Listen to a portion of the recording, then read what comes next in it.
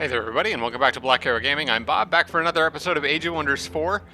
We are carrying on, attempting to knock Alfred out of the game. Hopefully, once and for all. I can't wait to be rid of this guy. So, since the last episode, have a little bit of feedback to go through from you guys. I want to start with Ship's Accountant.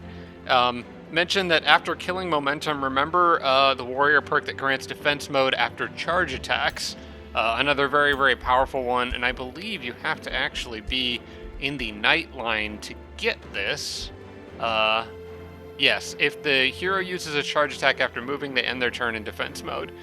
So yeah, it's kind of like having a defensive strike, except it only works if you've moved prior to doing the charge attack. So it's not a true defensive masters, but it's somewhat similar. Anytime you can get a perk like that, that's good. So yes, that probably is what I will work towards after grabbing killing momentum. Fortunately, that's only a couple more. That I can pick that up pretty quickly afterwards. So, and then yeah, so that's on the agenda for this guy. Hopefully, will help make him a little more survivable because he tends to get himself in trouble a lot. Also from Ship's Accountant, mentioned that there was apparently a brutal mark status on these units out here.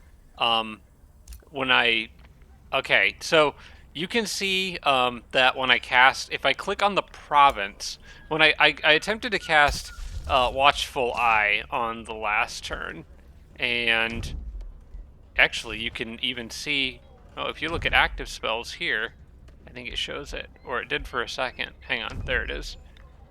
Oh, you can actually even click this. I didn't know that. So yes, this shows you that Watchful Eye is cast on this province, and so any units in that province would be marked, as you can. It's basically it's locked to the province, not locked to the units.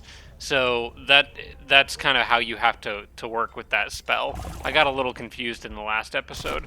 Apparently, some of these guys had an effect on them called Brutal Mark. I'm not seeing that here. Maybe that showed up in the last episode. I'm not sure. I don't see anything here that says Brutal Mark. But essentially, the units that are in here should be under the effect of Watchful Eye if I came and fought them while they were in this province. So if they leave the province, it doesn't do me any good. So that's how that works. From Roderick, near the button for road building, there's also a button with a castle icon that shows where outposts can be built. Did not know this, but yeah, if you click on any one of your units and then go to, or over here by the what would be the road building if I had unlocked it yet. I haven't yet, but there's this outpost button. If you click that, that'll highlight anywhere that's a valid spot to place an outpost. Very, very handy to know. I have never noticed that or paid any attention to it over there, and I've got more hours in this game than I care to admit. So yeah, there's still little UI elements that I've just overlooked this over time because I just got kind of used to my way of doing things. But that would allow me to see where a valid outpost placement spot is before actually, running a unit over to actually try to place the outpost. You can kind of check if it's on like the edge of your borders and you're not sure. Like if I could see this tile, but I couldn't see this tile, I could check using that tool and know that, okay, I can't place an outpost there.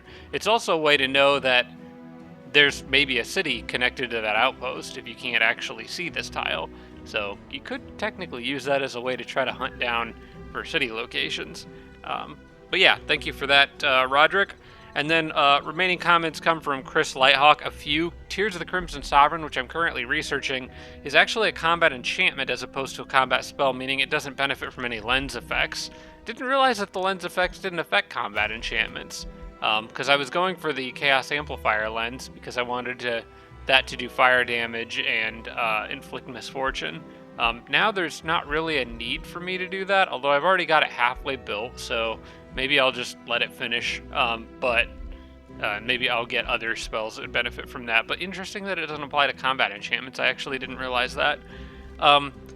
Nomad Scavengers do not get Imperium income from Ancient Wonder Essence, so that's a clarification on something I was discussing in the last episode. If you're playing as Nomad Scavengers, you don't keep the Imperium income from any Wonder Essences you gain. You just get some of their other benefits.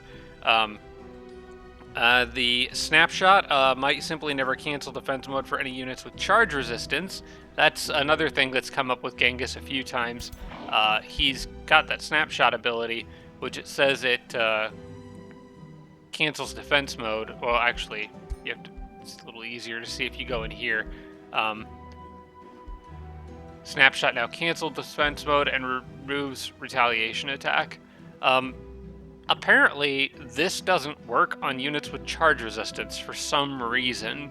I don't really know why, but it seems like you just can't cancel their defense mode, or maybe you have to have heavy charge to do it. I'm not really sure.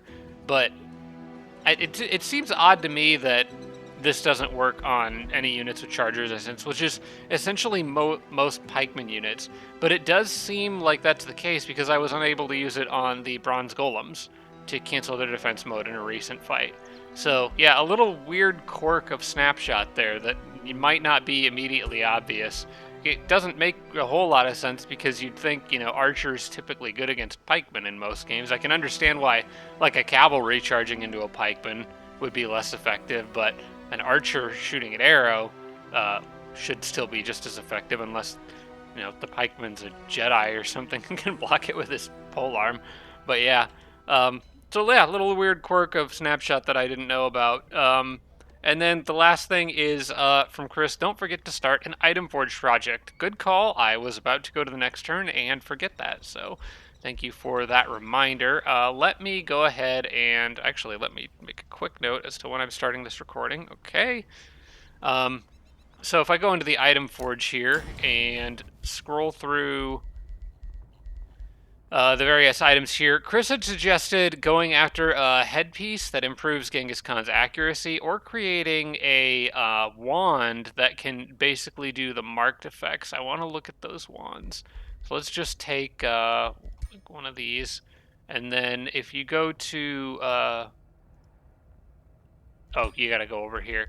You can essentially get what is the marked status effect thing that Glade Runners can apply. Let me make sure I have access to that, because I don't know it's locked behind. You know what? I don't think I can get that, because it seems to be... It's subdue, bless. It may be locked behind an item. Hang on, let me show locked here.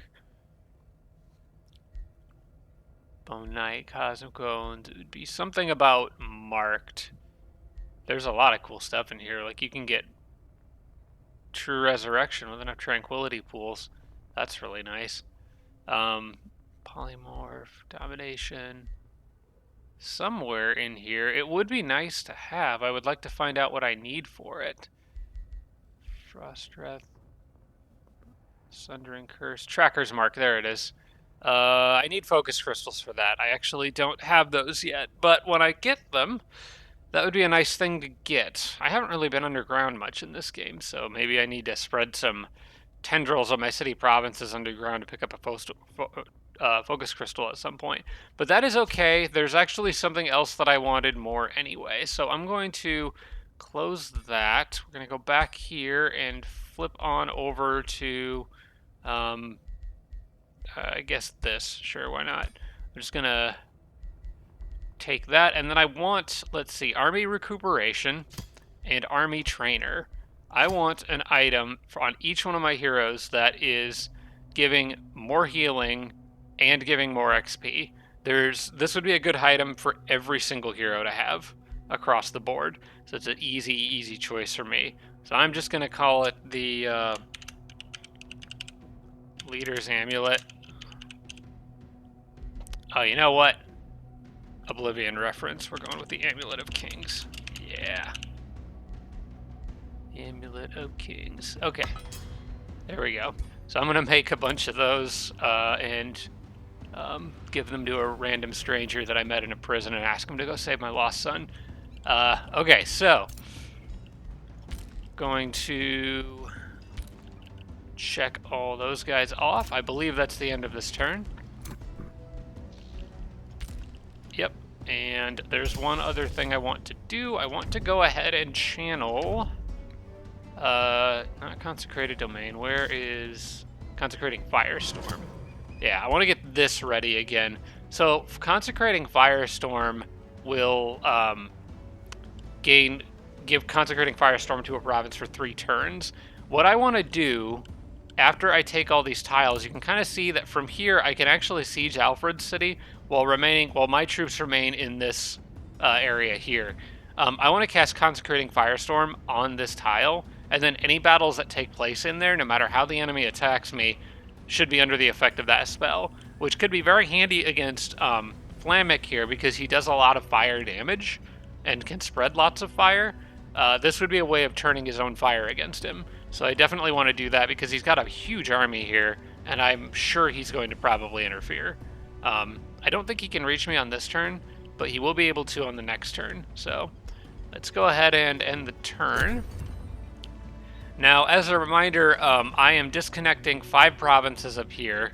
I think I'm trying to disconnect this one too, but I believe the dragon will interfere with that. But once I disconnect those provinces, my plan is to pick up this one. Well, definitely these 3. But I might have to pick up this one in order so he is not like so his borders aren't stretching too far, because it might tell me it would disconnect his provinces or whatever.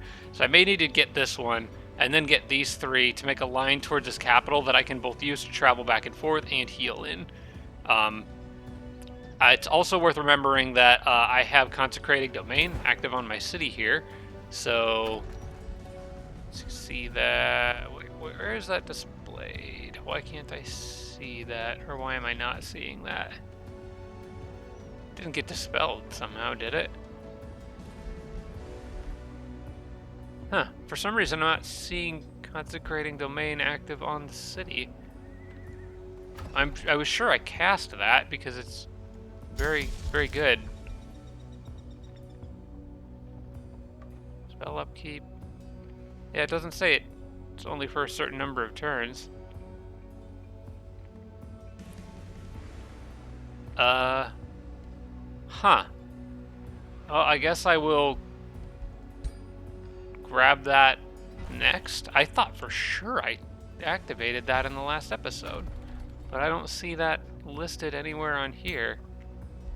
Maybe it would show up on one of these units. Okay, no, it's active, because my units are getting the benefits from it.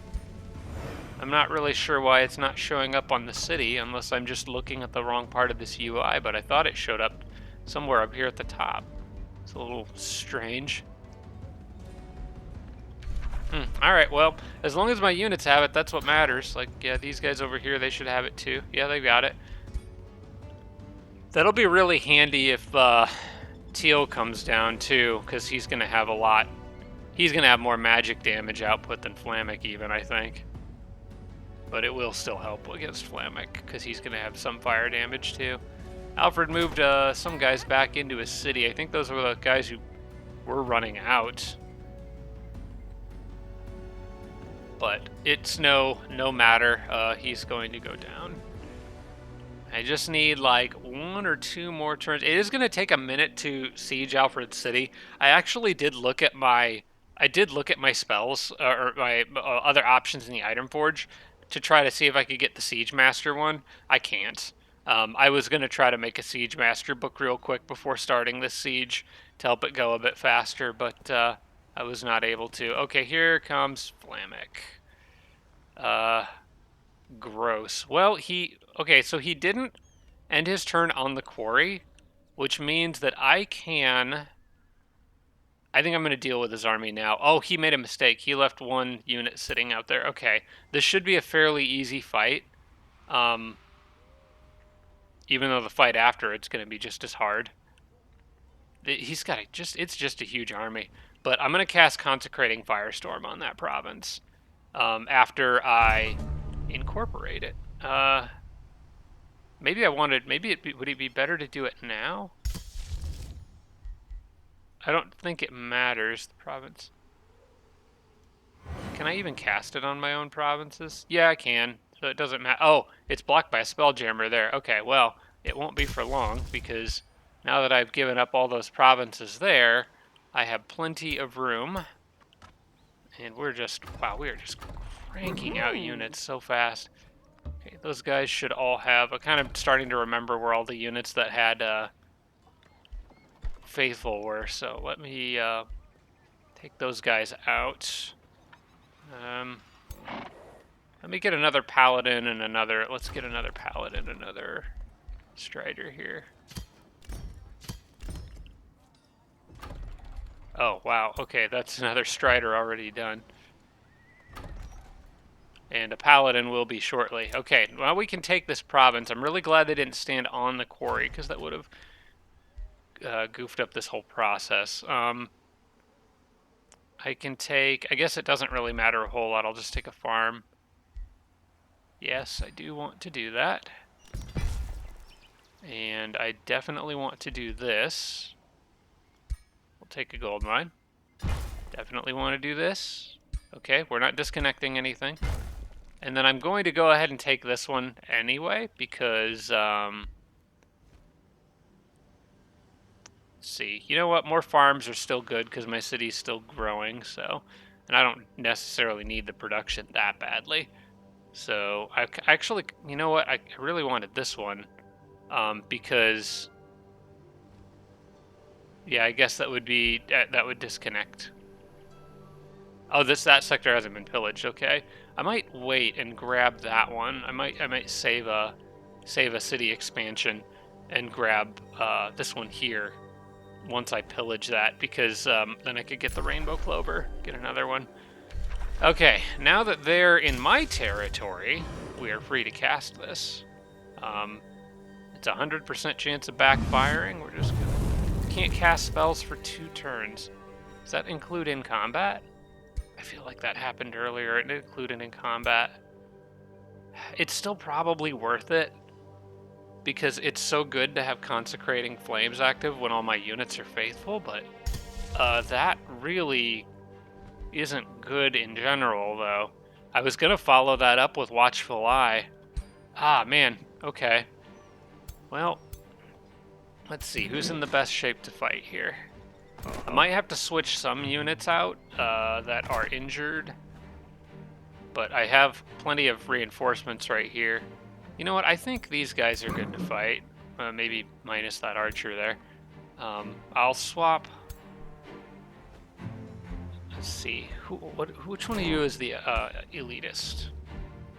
Okay, you're the duelist. You can sit this one out. I think I want more healers in on this one. So I'll keep you in, I'll keep the cleric in. This guy is fairly beat up. I'll replace him with that guy, and then Genghis can have this guy's strider. Yeah, okay. So we're gonna do this. Fastest route to attack is gonna be going that way through the forest. So drop the injured guy. Then you go here. I really would like to still launch the siege on this turn, so I'm not sure if I'm going to be able to if I move all these units in this way. You know what? To save movement, I'm going to have this guy go there. She can get pretty close to the siege. She can't initiate it, but I'm going to want her whole army in on this. And then these guys, what's the fastest route to that siege? You guys want to go straight through the forest, okay? Is that a road there? Yes. Okay, we can still do everything that I wanted to do here. Although, it is going to take 2 battles to get through all this, so we'll actually have to wait and see how everything pans out. But essentially, that's a road the whole way, so I can make use of that. I do want to switch that injured horse out for a fresh one, though. That's for sure. So Genghis drops that injured horse. You go here, and then we attack like this, which says risky battle. Don't like that, but we do have quite a few combat enchantments working in our favor here, so I'm going to do auto, and we're going to allow spells, even though I'm not sure that it'll actually use them. And see how much of a mess this is. Flammic is clearly intending to put up a massive, massive fight. I was going to go after him next, but I guess he's going to come at me first, so... This should be a pretty huge blow if I can take out this whole army, though. You know what? I think I'm okay with that outcome, actually. I can replace that vigil with something probably better. They seem like they're becoming a little underpowered at this point, so I think I'm willing to take that. Who do I want to replace him with? What have I got? I got a Pyre Templar in each group. I got a Paladin in each group. I got a Champion in each group. Archer. I guess that spot's just kind of like another random unit, because like Genghis has the War Breed and this guy has the Magma Spirit, so just some other random fill-in, I guess. I might even just get another Strider, honestly, because they've been doing more damage output than the Vigils have. Okay, well, I will take that. Got a couple tier 4 items out of there. That's pretty nice. One's a tier 4 polearm. Take that. Might have use for that polearm in the future. I am going to get another hero here pretty soon, so having some extra items on hand for him would be kind of nice. Let's see, no research is set. Let's go ahead and get that taken care of before we carry on. This is a enchantment on all tier 3 units. It would be useful. I have some tier 3s that are not of my race. The Magma Elemental would benefit from it. The Vigils would too. Okay, so who got lost? It was somebody in your army. Okay. Now we have a different problem. His army isn't as good, but my army is all beat up. I could swap in... Okay, I could add in another Vigil, because he's at full strength. So I'll just do that for now. Yeah, I'll go like that. And then, who else could be swapped out? Did any Pyre Templars severely damaged? Genghis's kind of is. So we could get a fresh Pyre Templar in there. I want them... Okay, let's take Genghis's army and go like this. I do think I still want Genghis involved in the fight, because he's got decisive command, and that's very good. We'll leave the Pyre Templar behind. I think the Archer and those other units are still good enough, but I do want a fresh Pyre Templar in there. Who else did I drop? I dropped the charge unit. You know what? Because everyone's beat up, let's get another healer in here. And then you guys, it's going to be mostly, everybody else is going to mostly have the same units, because I'm kind of out of people who aren't beat up. Minus maybe a champion. We could swap a champion in. Like that. Okay. And then her army is just going to be kind of a little beat up. Alright. If I attack there, which I think that's a road tile that they're on. No, that's just a forest tile. Okay. I think I see a way of doing this. I do want to attack the 4-stack, so I am going to do that. I'm going to try to do it with any units that have extra movement. I don't think that's going to be an option. So let's do... I think this is okay right here. Do the risky battle. Try the auto again. This is still... I'm attacking that 4-stack, so this is still gets all the consecrated domain benefits.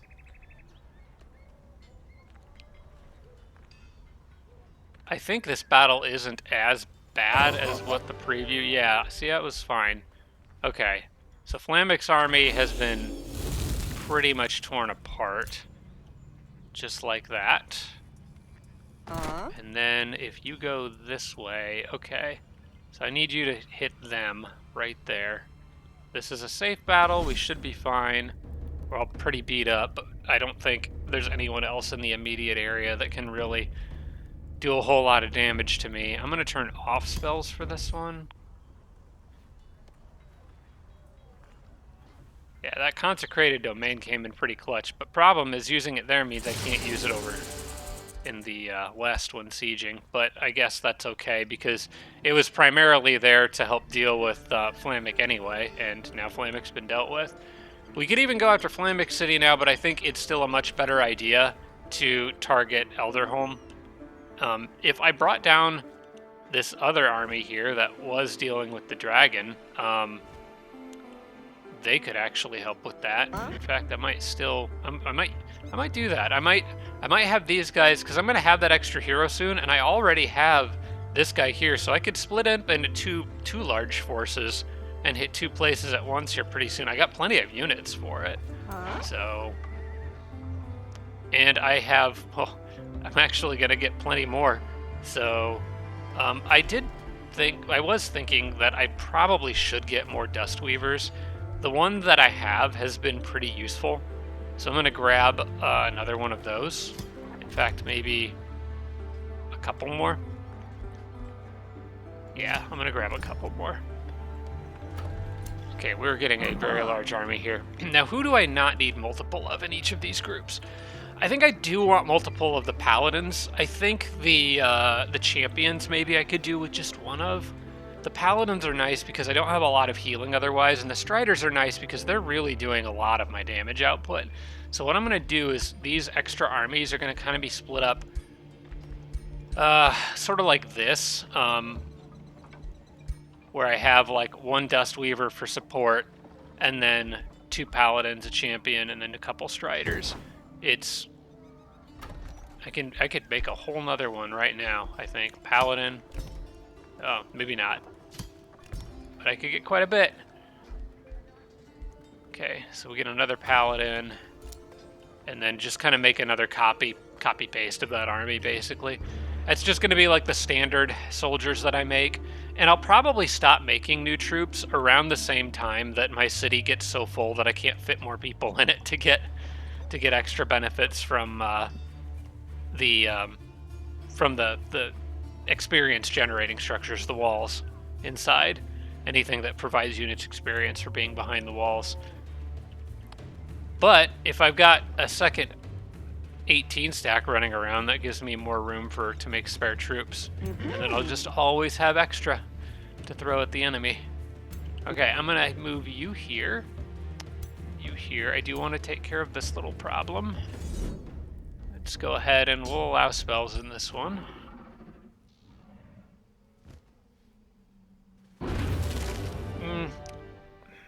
Yeah, they didn't really need to die. No, not in a fight like this. I might have accepted 1 loss, and I can easily make more units, but the problem is that if units die, they lose the XP.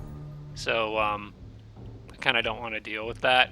I'm not really sure why they handled this one so poorly. The enemy is pretty well outnumbered. Yeah, they've got a fire dragon, but it's not like my units are completely useless here. Let's go ahead and... Actually, I'm going to change your... Oh, I can't do that now. I can do this. Actually, I can do that. If I move you here, attack the bush. There you go. And which one gives rally? Yeah.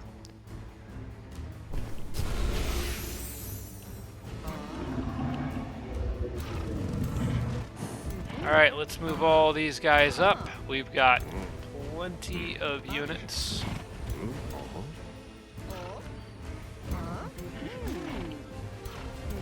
Sure, the fire dragon came in and roasted a whole bunch of people, but I should be able to play around that. Yeah, see, he only gets 4 there, and then I can just back them off and circle around with other units and use the paladins to patch people up. Yeah, this shouldn't be that hard. Okay. If I send... In fact, I may not even need to back you guys up. I guess the one problem is the dragon is extremely tough. If I give everyone a bonus to critical hit chance, though, that should help a lot. Alright, what we need to do is keep these people from causing problems. I want to try to split the dragon off from everybody else. I can get a pretty big flank on him with this paladin, though. I think I am going to do that. And I can't cast any combat spells. That's pretty bad. Okay, this puts the paladin in defense mode, and it did score a crit, so that's nice.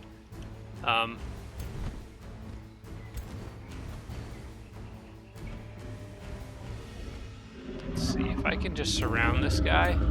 He's not going to be able to kill anyone. I also have a chance of Sunder. Ooh, 2 times Sundered Defense. That's really nice.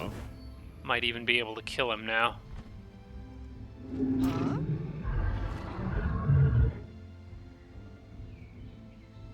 Yeah, maybe I can get another Sundered Defense with this guy.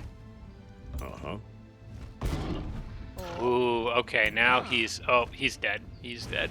I got lucky with those Sundered Defense. I could even get another Smite in there.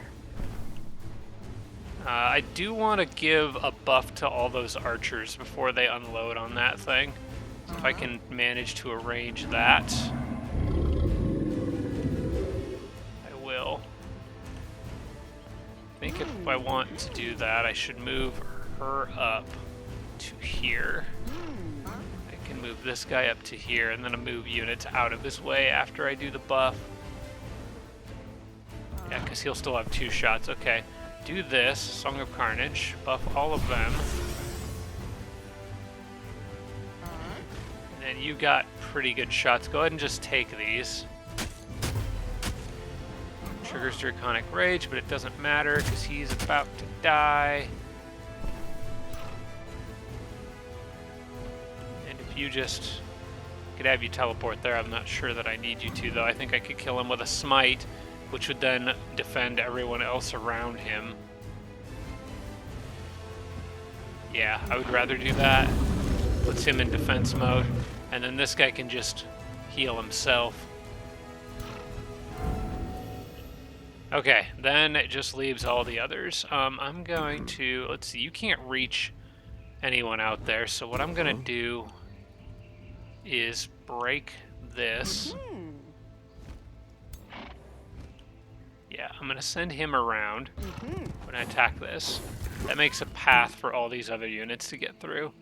I'm going to go after the Chaos Eater. Actually, I might go after that Gremlin. I really hate the Gremlins. I know he's going to teleport away. They're just annoying like that.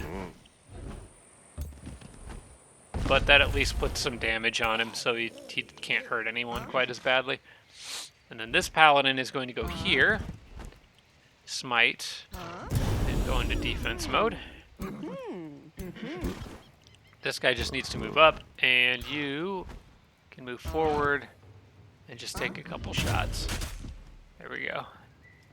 Okay, this is much cleaner. I could teleport this guy here and get in the lucky sunflowers. I don't think I'm going to. I think I'm just going to send these guys around this side, and then we'll see what the enemy does on the next turn. But that looks pretty good. I don't see anyone dying here now. Just gotta wrap this battle up before the burning takes its toll. That's a lot of negative status effects.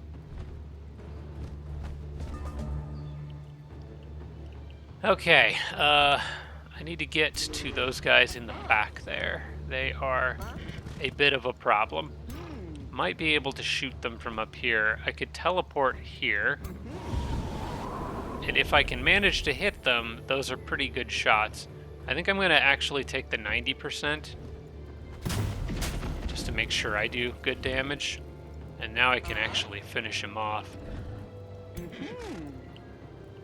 This guy here seems to have a death wish. I'm going to... if I use Wind Strike, I'll push him away from the archer. That seems good. There we go, and then the archers can just finish. I was kind of hoping one of those would crit. Guess not. Alright, that's an easy kill there, so I guess I'll just take it. Probably should have smited. I could have avoided an extra hit there.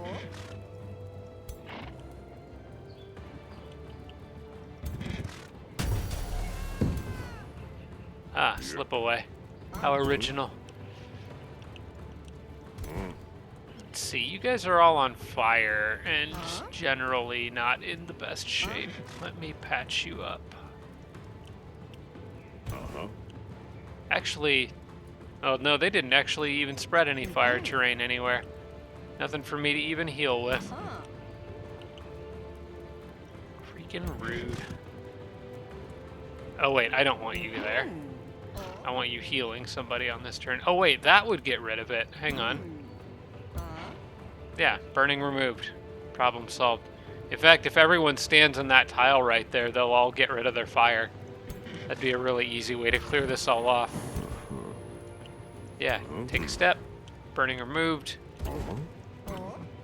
Same thing with you. And then I want you to back off because you're injured. Everybody take a turn hopping in the cleansing flames. That's weird, but it works.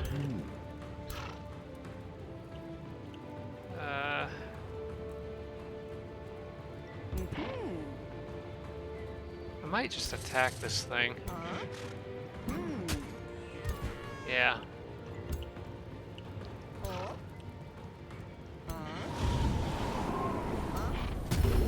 Nice.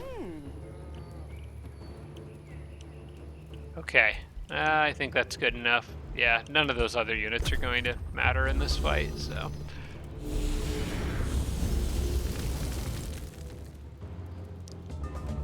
Okay, go take your turn in the dead dragon hot tub.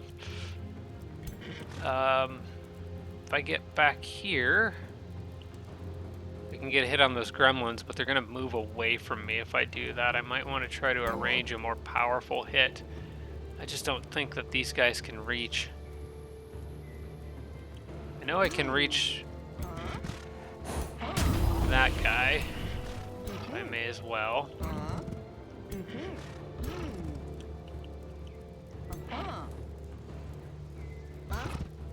Yeah, they can't reach, unfortunately. If I have someone with smite, that would be ideal, but I don't think I do. No one close, anyway. Yep, I'm just gonna push them away. Oh good, he can reach them. There we go. Much better. Don't need anyone to die in a battle like that. Oh, I got another Dust Weaver. Okay. Go back to the city, I guess.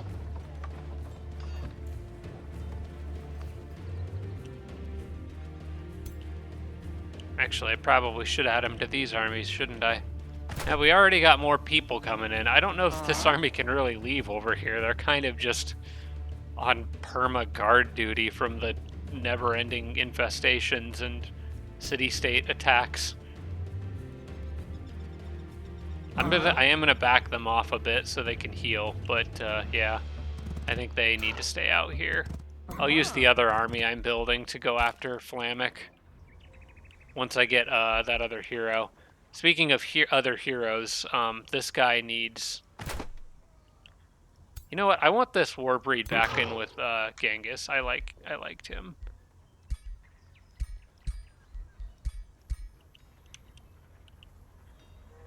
Yeah, you get to stay with the boss. Genghis can keep the better Pyre Templar though, and everybody else that's here, I think it's fairly well balanced for what I want them to do. So yeah, this is the army that's going to go siege Alfred. And they can heal up and just chill in friendly territory here. I'll just park right on that mine. And now this is going to be a long siege. I don't have any way of hurrying this up. Let's see, where am I at on this? 4 turns. You know what? That works out because I'm going to save 2 turns raising the city. So a total number of turns here. That's not too bad. Let's see what we can do. I don't want to do headlong assault. I feel like that's almost never worth it to not be able to heal, especially with paladins. So I'll do other stuff. What do they have? They've got walls. So I'm a huge fan of Undermine the Walls. I might even bring onagers into this because I feel like in 5 turns Alfred's going to have another huge force defending in there. So I will bring onagers. And what would I want from my last one? Raiding party is nice, but I don't really need the gold that bad. I would rather do something to benefit the combat itself. Battlement positions have a 25% chance of being on fire, but Alfred probably would take advantage of Cleansing Flames, so I don't think I want to try to pair that with Consecrating Firestorm. Tower Bombardment's just always good. I like that one, but let's see. He does have Catapult Towers, so that may be a good one. Not Headlong Assault. Harass Defenders is broadly pretty good, and then I've got Rebels of Blood. At the start of battle, attacking units gain 10 morale, and defending units are inflicted with 2 bleeding for 3 turns. I'm kind of leaning towards Rebels of Blood. Having extra morale on my guys is almost always really good because of my crits, so I'm going to take Rebels of Blood. We'll just damage the towers ourselves. Okay, you guys chill here. And these guys, those are all a bunch of my OG units. They don't have Faithful, so they're just kind of like extra scrappy fighters. I might actually use them to start defending my land, because they just have a ton of health. So it's kind of unlikely for them to die and me to have to do like annoying little battles like I just did with these guys. Because they've already gotten a bunch of ranks and stuff. These guys might actually gain more experience just by sitting in the city. Like, these guys get quite a bit. It's probably somewhere around 40, just from sitting around. Yeah, I don't know if being out fighting is better anymore, or if being in the city. I think it probably balances out, but I do have a lot of bonuses for units that are hanging out in the city. Like, this is a newly produced paladin, and he's getting almost somewhere between a quarter and a third, or like maybe around a third of a level every turn, a little less than that. And he's at 160, so yeah, it's probably somewhere near 50 experience per turn, 45 or 50. That's a lot.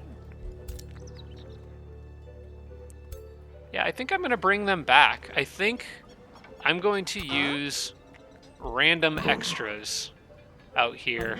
I may throw in a couple of those Dust Weavers that I just made, so there will be some Faithful units in there. Actually, I've got all of these guys here too. Those guys are all the non-faithful sort.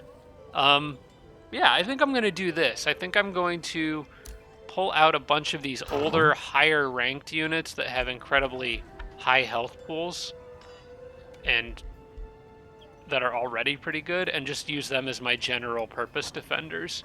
So like that'd be you guys, and this will also make it easier to keep the units that are faithful separate from the ones who aren't.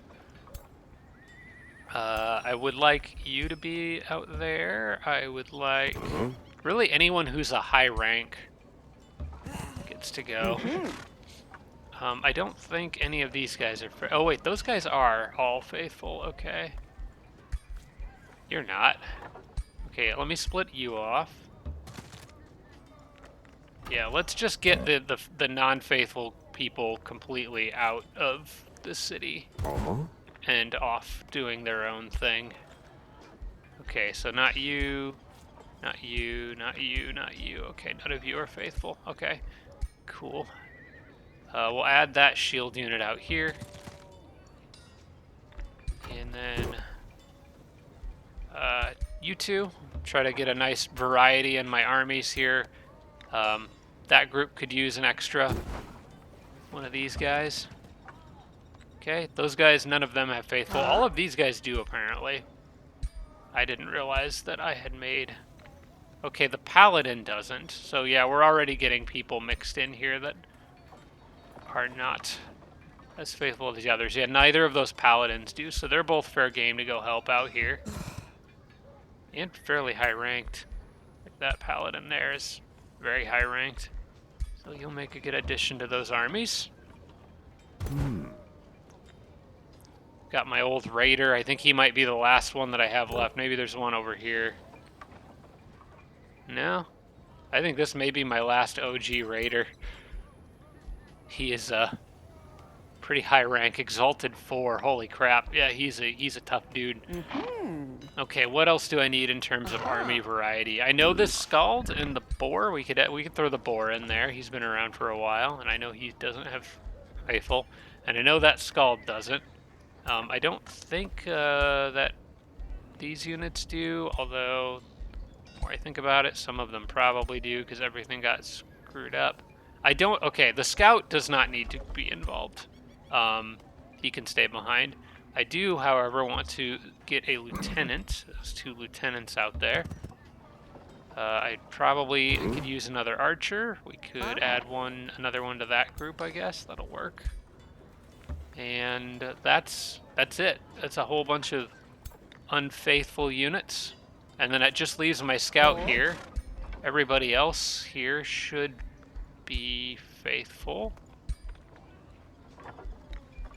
And I've already made sure that all of these armies are faithful. So yeah, this is a full stack of all the units that I have that are not faithful. And then I'm going to add the ones who are back here so they can get more experience and level up faster. Because they're pretty green. Let's see, you don't need 3 paladins in your group, so let's add a Dust Weaver there.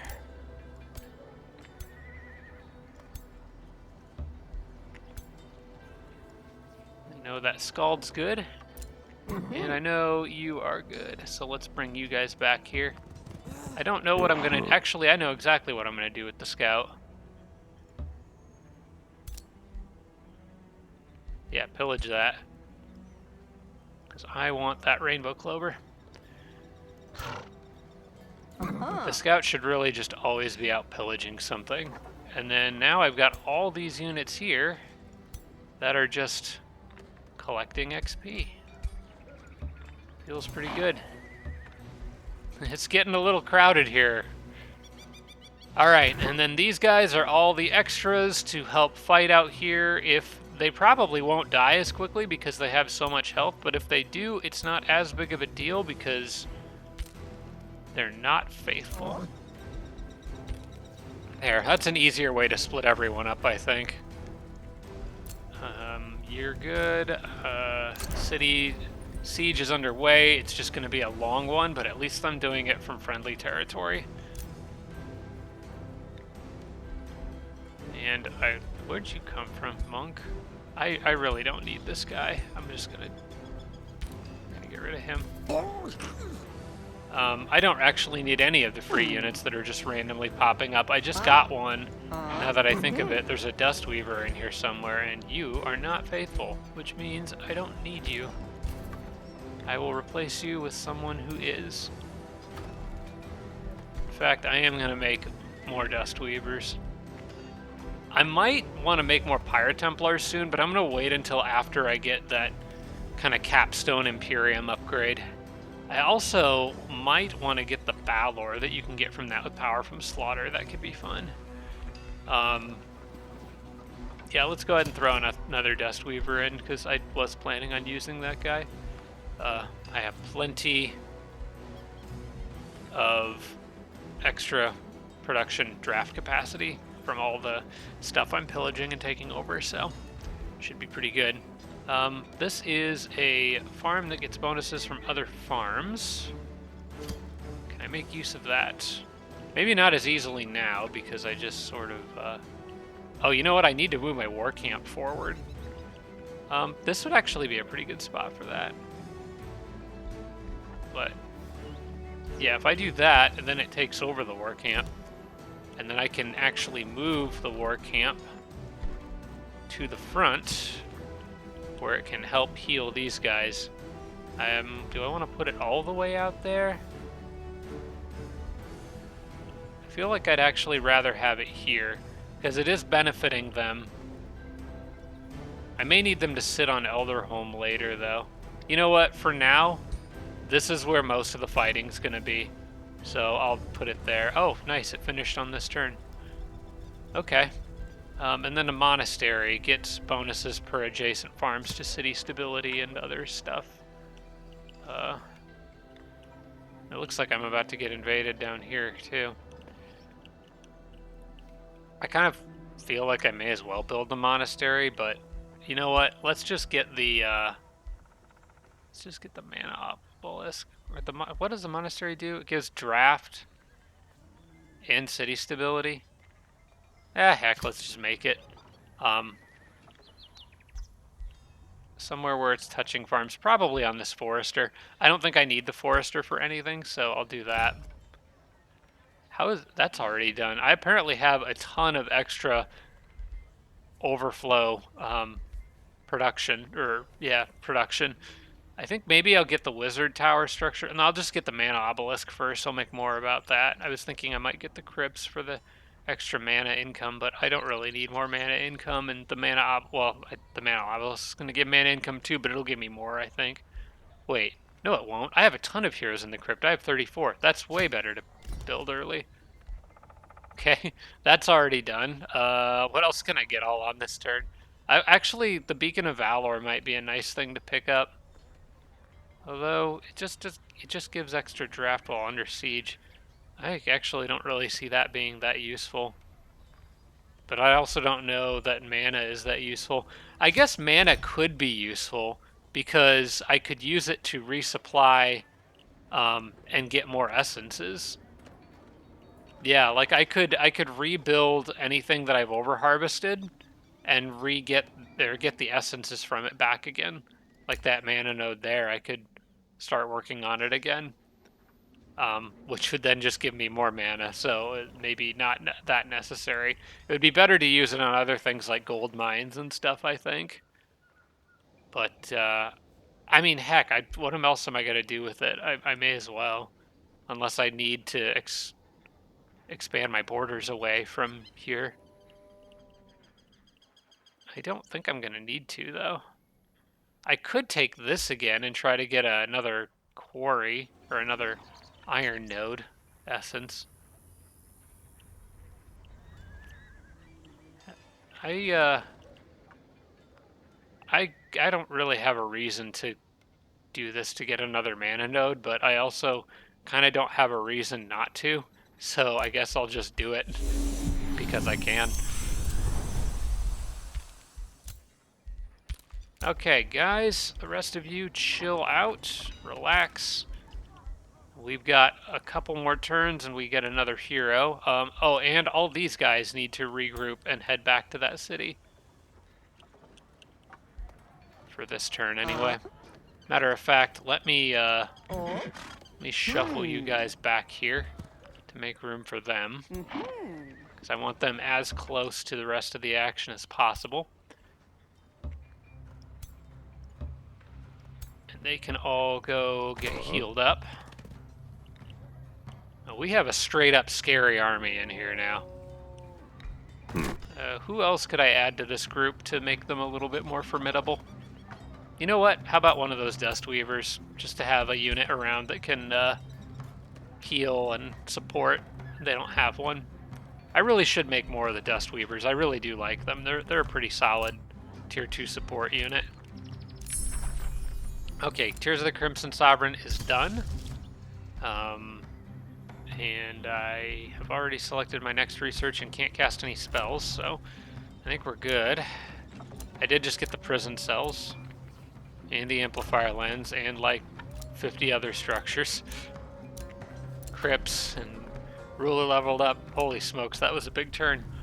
Okay, Genghis has got another level up. What benefits him? You know what? Now that he's kind of fighting on his own, although I do need him to still be a pretty mobile unit. I've got critical second wind, just strengthening him. I think I might just go down the archer damage lines, honestly. Yep, nothing wrong with just extra attack power and defense. Plus slip away is down there too, and I would sleep a little easier at night knowing that old Genghis has slip away. These ones are a little less useful because he never does melee attacks, so... although go for the kill is right here, and that's good. Can only be used once per battle, though. I think I would rather go... Yeah, I think I would rather go down this line. Just go for the straight-up damage bonuses. Okay, we don't need to replace his weapon, that's for sure. Ooh, we got a lot of levels here. Okay, I can start working my cleric down towards... Oh, I can't get defensive master on her anymore because I went the healing route. Well, that's okay, because I forgot that all those are locked. We are just going to continue to just make sure we don't need Master of Order, but... Oh, you know what? For her, that might actually be nice. Because that's one way of getting her faithful, and gives her another support ability. I was kind of going all-out chaos, but it's worth checking based on what the hero does. I need some army gain. Crit chance, this effect stacks. Yeah, none of these are that good for her, but Mending Touch definitely is, and so is Conjure Doma Protection, actually. Oh, that's really, really good. Okay, yeah, she definitely needs to go Master of Order. That's both of those are very good, because this is going to heal allies in a 2-hex radius, 10 HP, and place a Dome of Protection over them, but it's also going to trigger all the other support-related bonuses that she does, like granting Fortune and all that good stuff. That's really good. And then Mending Touch is just a free action. I might actually take both of those right now. Ooh, but I do think I want Fervor's Disciple for support abilities. Grant 1 Fervor, and entering defense mode grants 3 Fervor. Oh wait, well, entering defense mode less important, but support abilities granting Fervor is very good.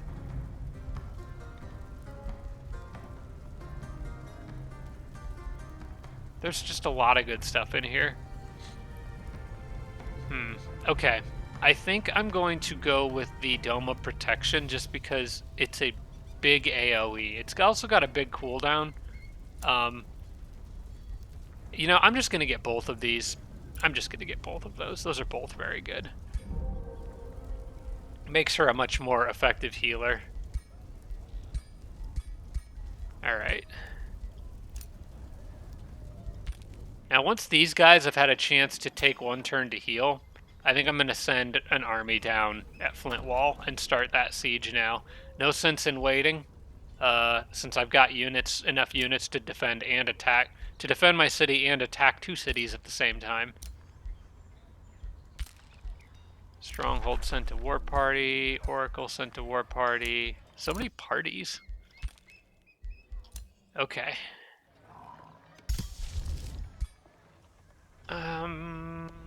Drop a quick save and head to the next turn.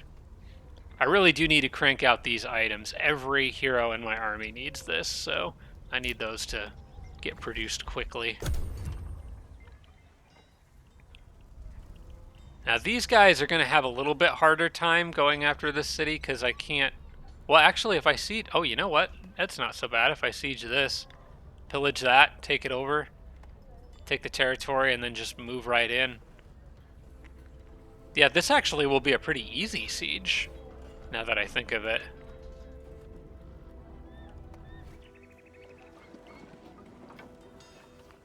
It might be worth reabsorbing that farm there, because there's going to be other things that I want more, like this province and that. Definitely that, if I can get it. Yep, city's just always on the move. I'm down to 1 gold coin per turn. Part of that is because I have a spell that backfired, which is draining a lot of extra gold. But I am still kind of running low.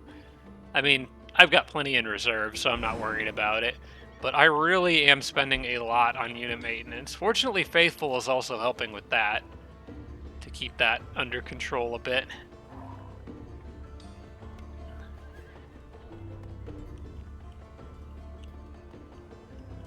Alright, what are you doing up here, Teal? Not actually a lot. Not yet. They're just waiting for their moment. Alfred might respawn pretty soon.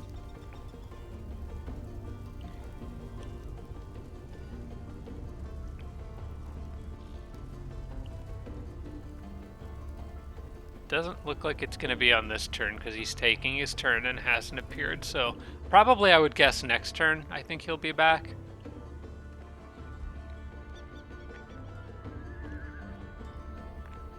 How did Alfred's turn even take that long? What do you have left to do? Maybe he's got stuff underground over here. He was sending units this direction. No, that's not his territory down there. Probably another hostile city-state. Maybe he's got something down here? No? Not really sure what he's up to these days, other than getting smoked by me. I am really glad those battles of Flamek went as easily as they did. I really didn't want to spend time fighting him myself. Okay, well, we can't have that sort of behavior. So I'll have to go deal with that, but that shouldn't take long. Let's see, one more turn until my hero comes. I think I am, my next hero, I think I am going to go ahead and make another Pirate Templar. I want one with every main army.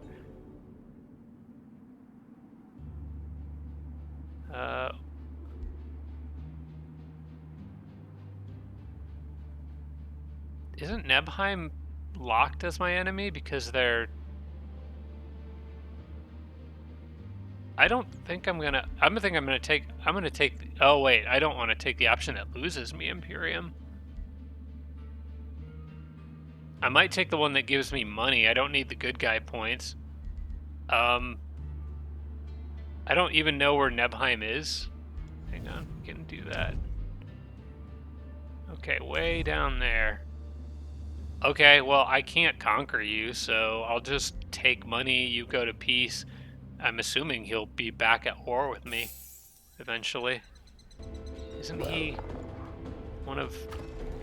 He's not an enemy vassal, huh? Okay, well, that's one less thing sending troops at me, I guess. And if I want to pillage them later, I can always declare war, but they're so far in the corner, I will probably never be down there this game. Okay, well, cool. Let's get that research post, for sure. In fact, I will just take it as a research post, as it is. And then I have 21 out of 23. I want to get both of these things, so I could take the Sanctuary Ruins. I don't really need them, though.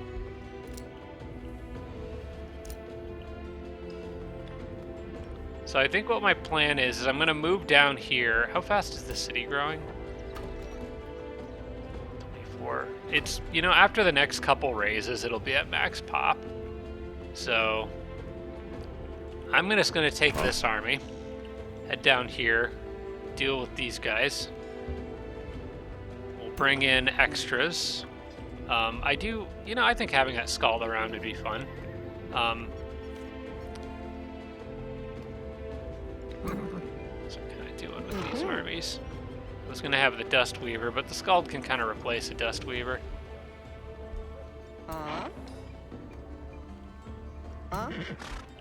Okay, there's a Dust Weaver. Do you have one? You do have one. Okay, let's just make sure every army has a support unit. This group with the Scald is actually probably fine. How many range units do you have? Not a lot. I really do want more of these archers. I'm a little overkill on the paladins, I think. So let's take one paladin, one champion. One of you. We'll add another archer to the mix. You maybe.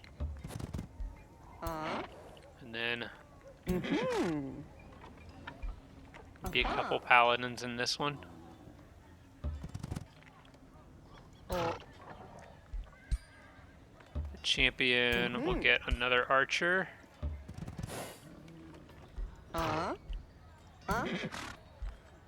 You guys can actually have him. Yeah, you know what? 2 paladins are okay. Yeah, 2 paladins are fine.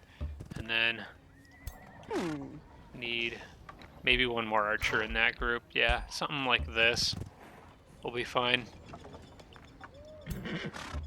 And I still have tons of leftovers. Yeah, just go there for a minute. It doesn't really matter where they're all at. Okay, then we can... I don't think I can even cast spells anyway, so I'll just turn it off.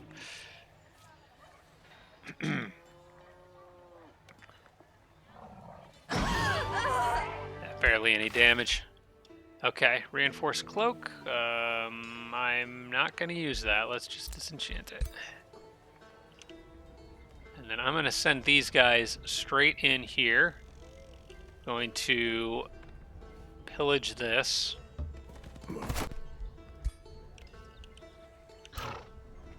In fact, we can do multiple things at once here. Let's take you three. Go here. Capture that. And I'll bring in some extra help for them.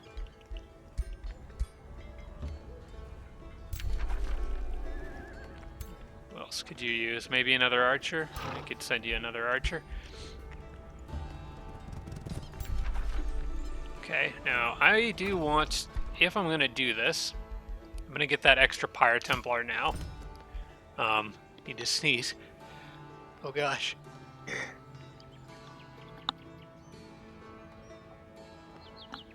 And it's gone. I hate that. Okay, so got another Pyre Templar. May as well start leveling him up. Anyone in this group injured? Kind of badly injured at all? No. So I'm going to drop... Yeah, for the moment I'll drop one of those archers and replace him with the Pyre Templar because I'd rather him out on the front lines. And you can go here. 1, 2, 3. You know, I kind of need you guys in the middle, so go here. Take this army and go here. And this army goes right here. And we can do all three at once. Now that's going to take 3 turns instead of 1. So I'll have to work around that. But that's fine because it'll be disconnected before the siege is over. And then I do have, let's see, 2 provinces to annex, so I can get that one. And I can basically get any other that I want. I think I'm just going to hang on to the extra one because I am going to use it on that Astrarium regardless. And it's going to be 9 turns before the city levels up normally. So we're going to just hold it for now. So I think they're good. Scout did his job over there. What can my scout do to annoy the enemy? This looks like a nice spot. I'll take that. Or at least get it pillaged. In fact, what I could do is I can disconnect this. And then I could take that and I would get another gold mine. So yes, do that. And he's far enough away that if he gets jumped by anybody, it won't matter. And he probably will get jumped, but I don't know if I care. I'm not sure if they'll come out of the city to attack him or not. Normally these guys have like an army that's dedicated to sitting in the city, it feels like. I'm not sure that these guys will move. I think they normally have one that's out on patrol, but they're nowhere near my scout. So I might actually be safe to do this. I'm going to try it, and then we'll just make note of how the computer behaves. Okay, guys, I'm going to need you to stop coming into my land and attacking all my stuff. It's getting a little old. Oh, the boar went down. Well, it's okay. We'll get them somebody else. Sphere of animal slaying. Ironic. We'll take it. And we just need another unit to help support them. Maybe we'll just get them another Dust Weaver.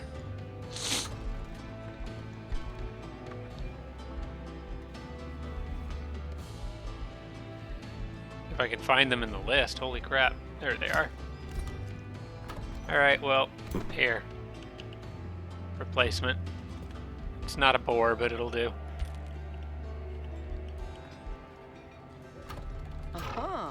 all those guys are good. I do feel like I need more striders, so we'll grab them. I might even pick up a couple more lieutenants. Haven't really done anything with them in a minute. Let's get a couple of them. Would be useful to have some that have the faithful bonuses. I don't know that I'll ever need this room of recall, but it's probably worth getting since I can easily. Wizard Tower teleportation circle. We're getting kind of close to having everything I want. I do not want the House of Charity. It's not worth it, especially once most of your buildings are already built, and most of my population is coming from raising and pillaging. So this is something I will never build. Everything else, I just may as well finish it off. Yeah. Okay. And then you guys hang out there. Okay. I think they're good.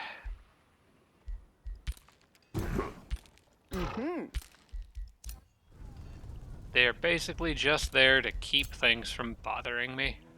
And I don't believe I'm being actively invaded from anywhere at the moment. Teal can't reach them.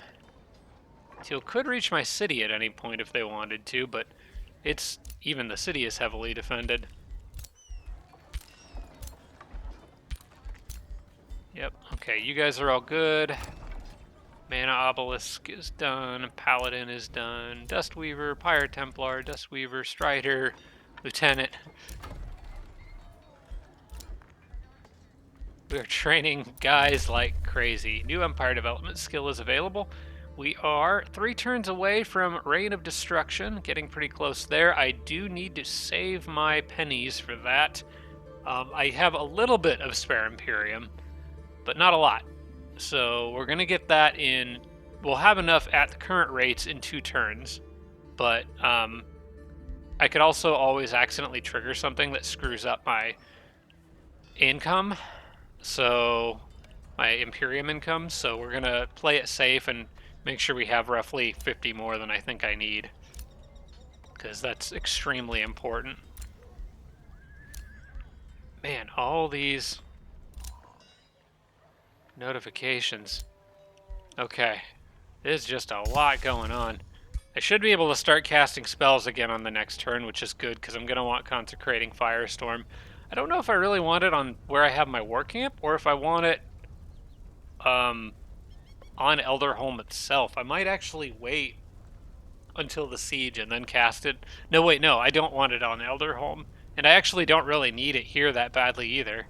Because if Alfred attacks me, it doesn't really help me. It's much more helpful against somebody who... Yeah, it's going to be far more helpful against somebody who doesn't already have Zealous or Faithful units. And Alfred's order, so he probably does. Alright, I need to remember on the next turn that the first of my Amulet of Kings will be done. And I will try to get some more. I'm going to need 5 in total for now, so that'll keep my item forge busy for a while. And I do get another hero on the next turn. I'm kind of hoping for a defender. I feel like I could use a strong pikeman guy outside of the Templars. I often like to make defenders into pikemen. It's probably my favorite thing to do with them. Just having a pikeman with defensive masters is really nice. Aside from that, I don't know that I have anyone in particular in mind. I always like having the run ritualist. That's always good to have. By the way, do any of my guys have elitist? No, she's a collector. And I'm not doing a very good job at collecting things for her. And then she's a crusader. So I still don't have an elitist. It'd be nice to pick one of those up.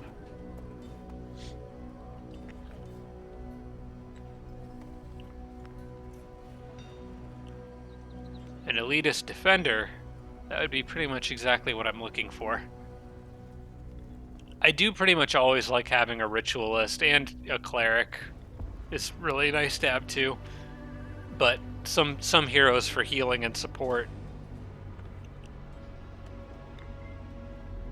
But I already have one of each, so I think I really want more of a fighter as my next hero.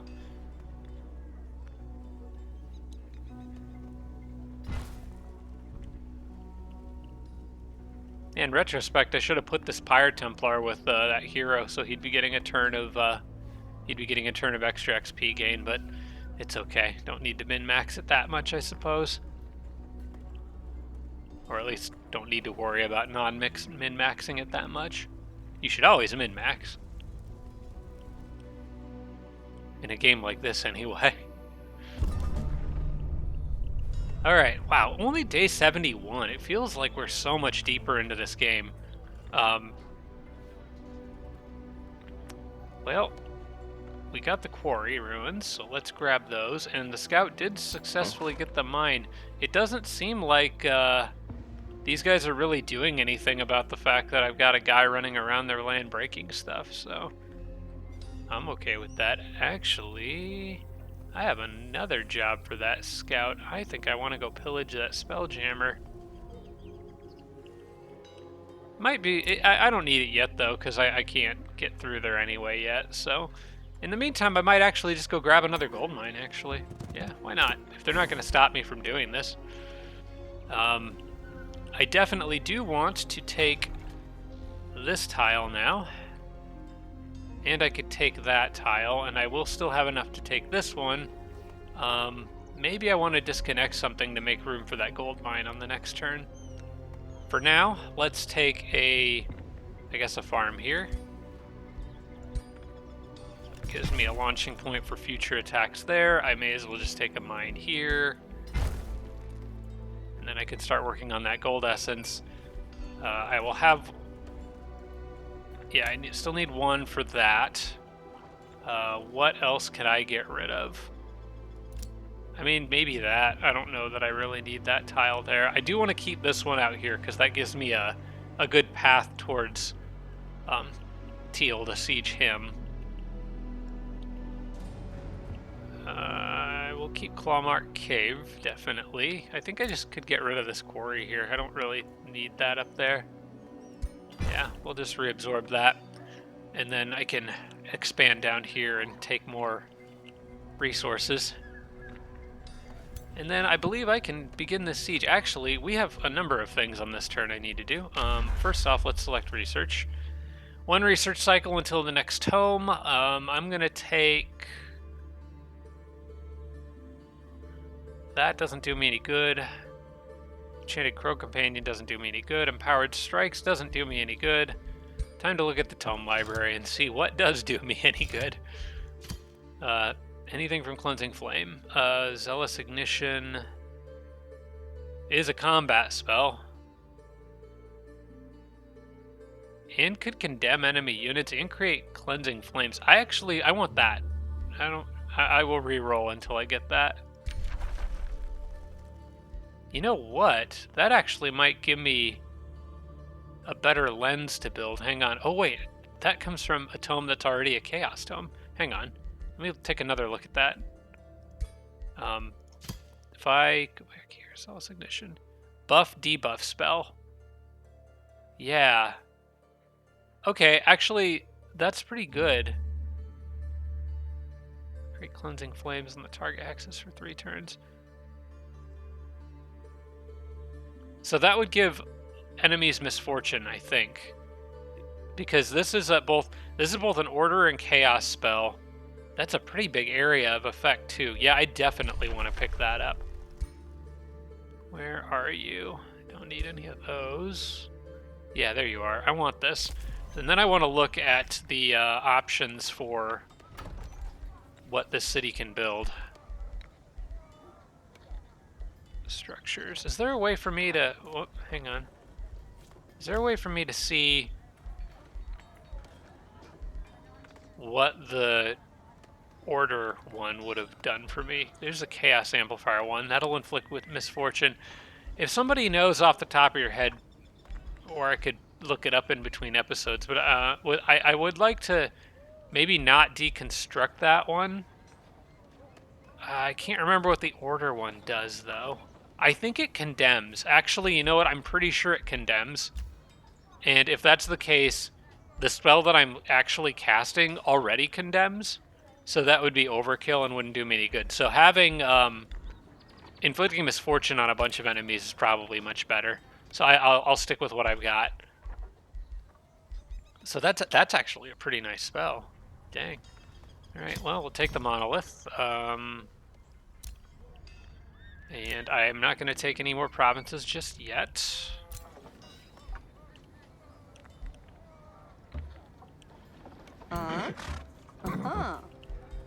How many more units can you fit into one city?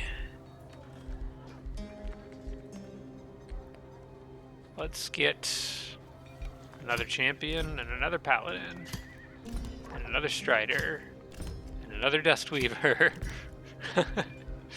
They just summon an army out of thin air. They just all pop it into existence. Another champ. And maybe another lieutenant. Holy crap, I just got 6 units in one turn. I am loving this. Okay. And now my gold income's down to 104. We're really blowing through our cash. Another lieutenant. Why not? You can always use a few of them around. They have a pretty good ability.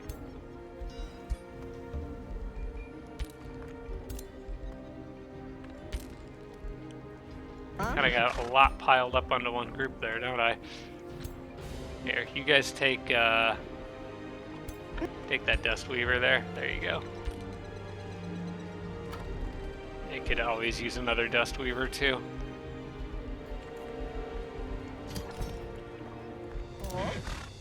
Okay, how are you guys doing out here? Nothing to see at the moment. I might have another job for you then. I think, wow, actually, I could use all these other units that I have to go deal with that. Yeah, I've got all these guys here that are just kind of not doing anything. They could go deal with that fractured infestation. They could deal with it pretty quickly and then be right back to the city. I think I'm going to do that. Just to clear one of those and see what happens. Mostly just because I can. Okay, so how are these armies looking? We could use an extra paladin in that one, I guess. Let's go check that out. I don't think any enemies can reach me, so no harm in looking.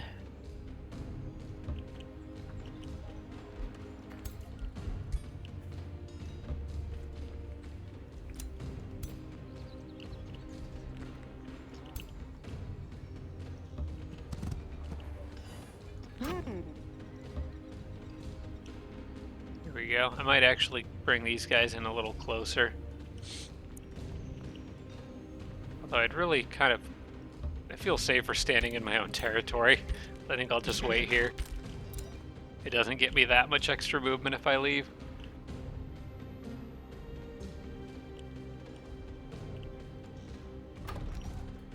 And I don't need anything over here, so I think I'll just have these guys take up position, preferably out of range of where this guy can reach. So maybe I'll just have them back off to like here. That'll work.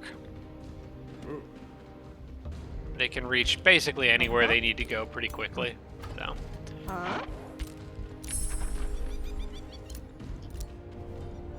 And then we can begin this siege. Oh yeah, and I get my item. Let's go to blueprints and just make another one.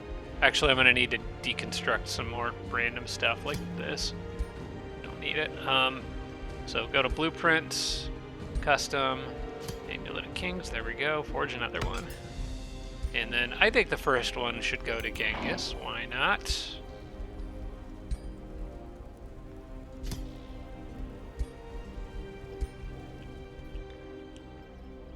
And then everybody else here, let's get this party started.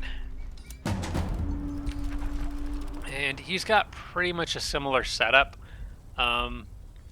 Although I'm not anticipating quite as many defenders, I will go ahead and do, on this one I might do burn battlements.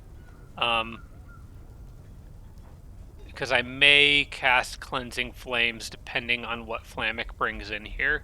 So I think I'll do burn battlements on this one. I do still want undermine walls. I don't think I'm going to do tower bombardment or onagers. I think for this one I'll do Revels of Blood. Actually, you know what? I'm going to turn burn battlements off for this one, because I don't want to have to cast Consecrating Firestorm. Yeah, I don't want to have to cast Consecrating Firestorm because fire alone doesn't benefit. If I do that, it's going to spread fire, which benefits Flammic unless I turn it into Cleansing Flames, which requires me to cast a spell that could backfire. So I think I'm going to actually not do that and instead do the Tower Bombardment, probably. Or, just Revels of Blood. I think Revels of Blood is better, actually. And we'll just assume he's going to bring more in. So I'll dump extra money on Construct Onagers. And we'll do Revels of Blood. There we go. He could reinforce that quite a bit in the span of 4 turns, so we'll just assume that he will. And then I'm going to go to my recruitment pool because we get a new hero on this turn. There is a defender there. An agricultural governor with challenger. I don't really need challengers. Anyone an elitist? Prospector I like quite a bit. Although it's a bit hard to get at this point with most of the clearing a resource node is like what you need to do. Actually, I can never get artisan equipment actually because he can't ever be a city governor. So that's not something, Prospector is just not good for this game. Aggressive Tactician. Starts combat hastened for 3 turns. I don't really care about Challenger. Shepherd doesn't really do me much of any good. And I can't evolve or promote units in my army. I think we'll go with the Defender. That is the class I wanted. And hopefully Challenger will give me an opportunity to change it to an elitist. Okay, you are hired, good sir. Welcome to the army. He is a scary-looking man with glowing yellow eyes. I have a tier 4 polearm for you. Use that. And then I'm sure we got plate armor for you. We have many, many options, actually. I could give him 3 status resistance and an extra defense. I might do the bolstering one that was towards the top, the enchanted armor. I think we'll go with that for you. And I got nothing else for you, so good luck. You are going to lead this group here. We will drop one of those paladins and send you home. Go here. Alright, you are now the boss of these guys. I'm going to actually have him move here. Oh wait, no, I don't want that. I want him... Well, now he's kind of stuck there. Okay. Because these guys are up here, and I need to make sure that I've got 2 armies nearby. So now you're the one sieging the city. And you are going to go up here. Because these 2 are protecting this guy. So I need them stationed where they currently are. But one guy has to stay down here. And it looks like that's going to be you for now, bud. Also, I need to check your skills because I'm probably going to want to re-roll them. You actually already have quite a few useful ones, but... This is actually kind of okay. I don't really need the upkeep reduction. I don't really need initiative order. Although that would give him zealous.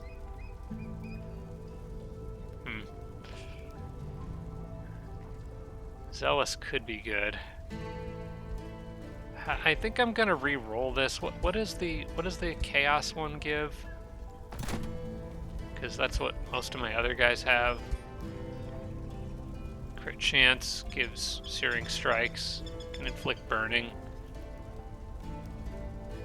or do more damage to burning units.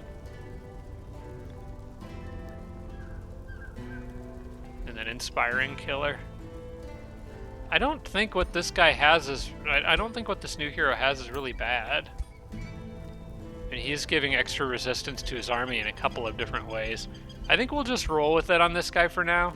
This I don't really need logistics training that bad on him, but he's already got all the army leader bonuses that I wanted to make sure he had. And these two are actually pretty good for a defender, because he's going to be hanging around friendly units anyway. Having extra status resistance is nice. It is a bit less crit, but this guy I could do with a tankier army. We'll see how it goes with him. Maybe I'll decide I want to do something with him later, and if I do, then I can change it for free. Okay, monolith we're working on. We got a bunch of units we made. I'm just going to right-click my way through all those. I've already given the Amulet of Kings out. An infestation invaded my domain. I can't really do anything about that. And we met a new city-state enemy. Okay.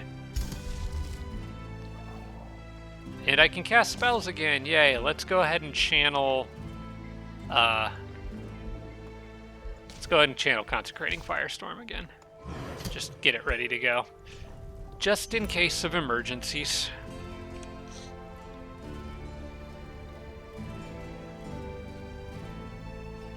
Alright, we got the save. There we go. That's taking a hot minute. I'm hoping... I need to start knocking some people out of this game just for the sake of making the turns go faster, because it's taking a hot minute. I am very glad I was able to get Flint Wall under siege at the same time as Elderholm, because I really needed to push on both of these fronts quickly if I'm going to take this guy out. I'm in a bit of a race against the clock here, I fear, because eventually Noctis and... I'm scared of Noctis and I'm scared of Nicoreth, and eventually both of them, who I have not touched this entire game, haven't done anything to slow them down, eventually both of them are going to come crashing into my back line here.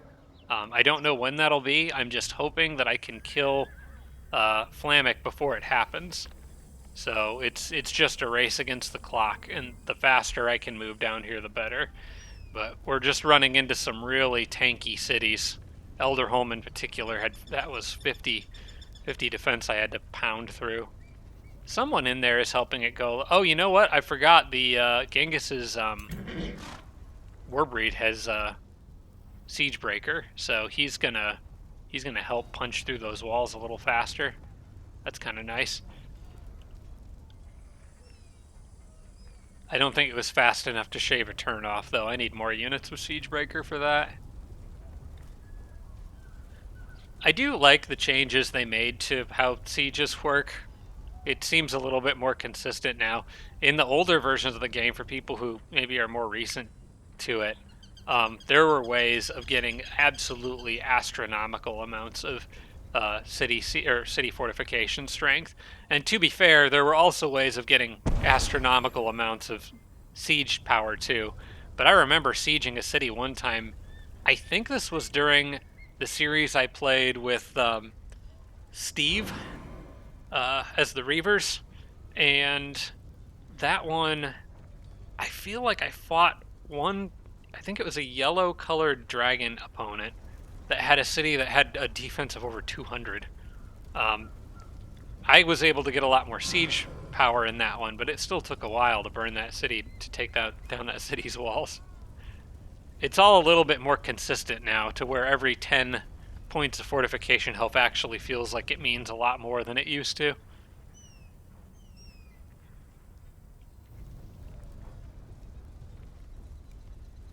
Yeah, now Nicoreth, yeah, she's gonna have a lot. I'm more interested at the moment in what Flammic decides to do. I can actually kind of watch him and see. Although, is he in the void? I don't think he is. I actually wasn't paying that close of attention when he came up and fought me, but I don't think he was in any of those armies. I think he's just around somewhere. I don't know exactly where.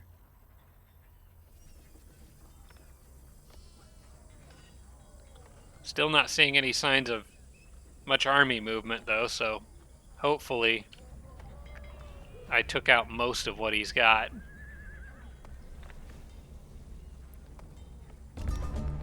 Guess we'll find out.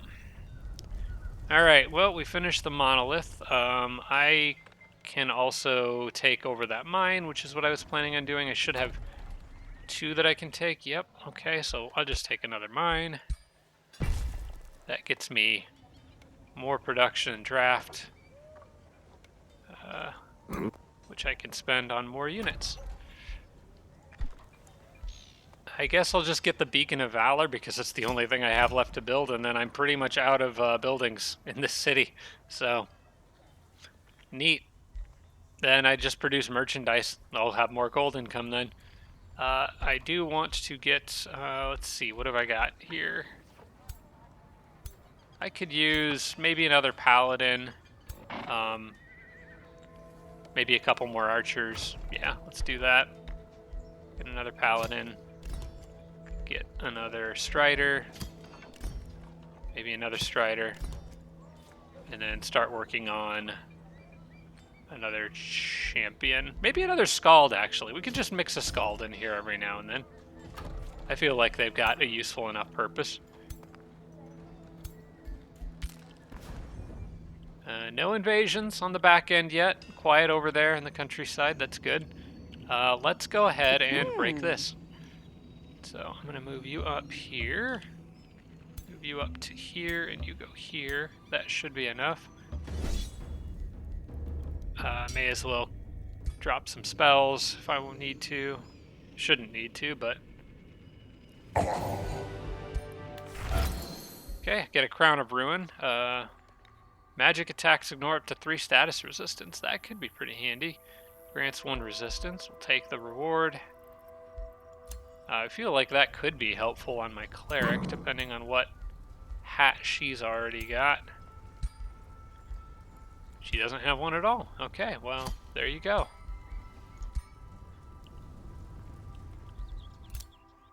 Okay, and then all you guys may as well head back. Oh, there's an army that wandered almost too far from home, but I'm not going to push my luck. We'll just head back. This should be a safe pathway for him to go through. The others, can they make it back to the city? They can. Or at least they can. Yeah, anyone who can get in the city walls, I do want to be in the city walls because that's XP. But these guys, although they're alone, I don't think any enemies can reach them, so they should be fine. Basically, none of these guys need to move. I'll have this under my control in the next turn, and then we can more effectively surround that city. Alfred's got 2 turns left. Flintwall's got 3. We're getting there. You guys just wait. I don't think I need to move anyone on this turn.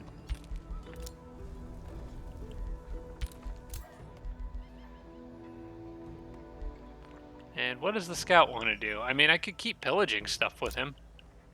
This would get me another iron deposit if I wanted it.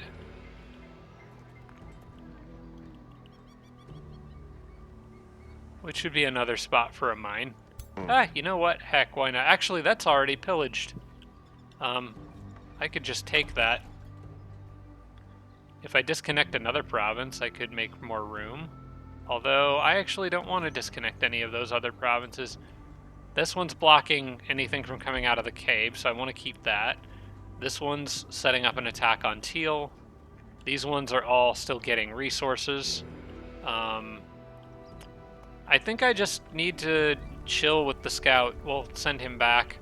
I don't think he needs to be pushing further at the moment. Maybe sending him over here to go after the Spelljammer would be useful. I'll do that. Now is the time for you to move, I think. Alfred can't come out of the borders. I'm gonna have this scout go here so that just in case, or I guess he can't quite go there. Is that just a forest tile with nothing? Okay, go here. So you're not a liability to the other unit. Although actually it doesn't matter because if they attack the scout, I could just check the boxes. I wouldn't have to draw 2 other armies into the battle. So he's actually fine. I'll just put him here. Essentially just setting up for him to go after that Spelljammer and maybe later the Teleporter, just to make the siege of Dragwell a little easier when the time comes. Okay, check all that off. Zealous Ignition is done, and we can pick a new tome. Alright, and for the next tome, we are going to pick a maybe unusual one. You might not have seen it coming, but we're going with the Tome of the Revenant again. This will get me to 8 order, which I am going to need for the final order tome. And that's, honestly, it's a little ironic for a build as chaos focused as this one to be capping off with an order tome, but it actually has more stuff in it that I want than the chaos tier 5. Tome of Revenant also gives us access to the Souls economy, a pretty good battle mage, actually a very good battle mage in the Summon Fallen Angel, and something else very silly that I want to try. So we're going to go ahead and take this and then see what we get. I'm probably going to lock one of these research options because there's not a lot from older tomes that I want. Undead Resentment is an enchantment that affects the undead. I actually can't cast that, even if the undead are my own people. Although, well, actually, no. This is still good for the Fallen Angels, so it's not completely useless. But what I'm really after is Chamber of the Right here. We can get Undead Resentment later. So I'm going to lock the Fallen Angel. We're going to take Chamber of the Right. I want to do something somewhat silly. In fact, maybe do I want to just get the Fallen Angels first? No. No, I want to try something silly first. Although, no, that's a tough call. Okay, no, we'll get the Fallen Angels first, because I am going to want to make one of those for each army. That's going to take up a pretty big chunk of my Imperium income, but by that point I'll have most of what I wanted anyway. So I'll take Chamber of the Right, I'll lock Chamber of the Right and get that next. I don't know if I want to spoil what I want to do, but you guys, some of you might already see where this is going. When combined with some of the other things that I have. But for now, we'll take the Fallen Angel. Okay. It would be good to get some of these guys out early. Although, I do need access to the Necropolis. I'm not going to be able to make any Fallen Angels if I don't have the Souls economy to support them. So, that is...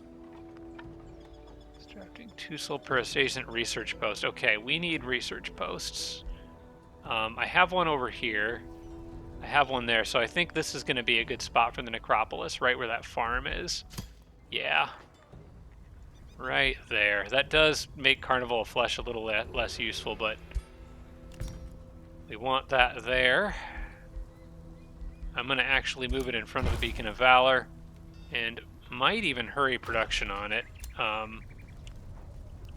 The important thing is that we've unlocked the Souls economy, so units that we kill now are going to give us more, going to give us souls, and I'm going to need those later. Or maybe not need, but more like want, mostly because I want to try a very silly strategy. We'll get into that later. Okay, Consecrating Firestorm is ready to cast. I don't need to cast it yet. War Party from Avernus, and we're at the end of the turn. Okay, so let's pop back up here. 2 turns on Elderholm, 3 on Flintwall. We're getting close. It's just taking a long time to punch through this particular set of cities. I believe Karakoram is at max pop now. No, I've got one more I could pick up. Oh yeah, I just. Wait, how are you? Oh, he's rebuilding his sanctuary ruins because I don't actually have anyone in his territory to stop that from happening. You know what? It doesn't really matter. It doesn't really matter. I could, like, run the scout in there and interrupt both of those if I wanted to. Maybe I will, if he doesn't have anything better to do. Is there anything else I need? No, I don't think so. I'll use that extra population that I got to, oh yeah, because that was going to go towards the Forgotten Astrarium, right? So I already have a plan for where all that's going. Alfred has managed to group up quite an army in here. But I don't think it's going to matter for him.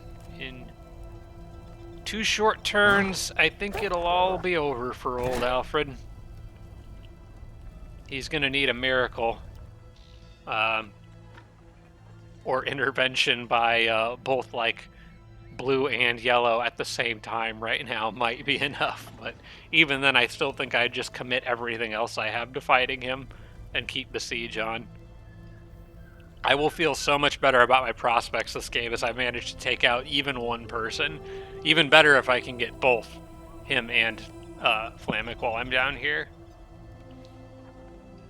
This also puts me in a much stronger position of being in the corner of the map and being able to push out from the corner, because right now I have to worry about my front and back.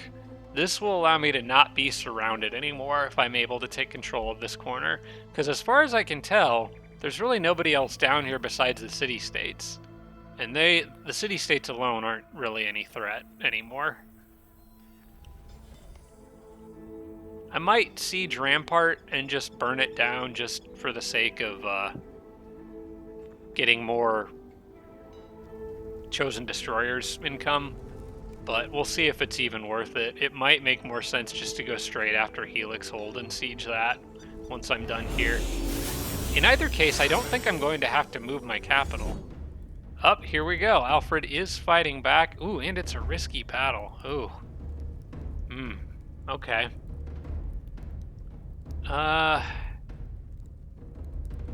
Well, I don't really have much of a choice here. We just have to fight this. He's punching back a lot harder than I gave him credit for. That's for sure. So I've got Rebels of Blood. I feel like my odds in this are maybe better than the game's giving me credit for, and I think it's because I don't have a lot of enchantments active. He's got more heroes, but I think mine are better. This could end up being the big battle of the episode if he does well here. I think risky battle seems a little odd though. I don't see him winning this. Yeah, well we certainly can't have Genghis going down, so we'll do this ourselves, but yeah, he managed to take out a few. I think the game is just generally underestimating my units in the auto combats, and I think it's just not taking how good transformation aesthetics is into account, because it really is carrying me quite a bit here. Alfred's over here on this side, so I'm gonna throw everything I can at him.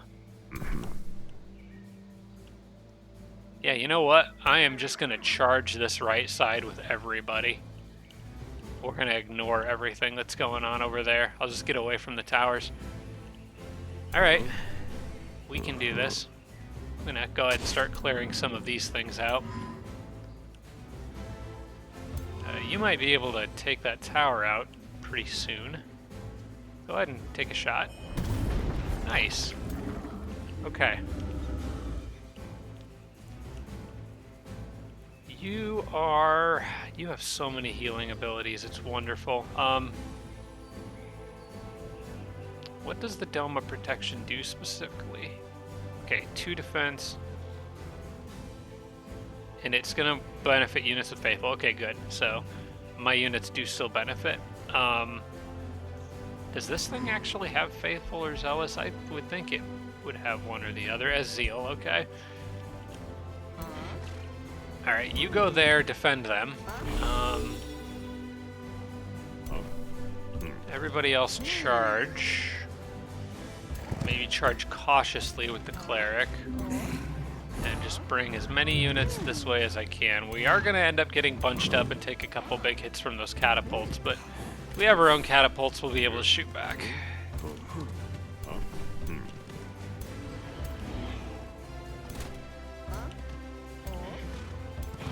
This right here is absolutely Alfred's last stand.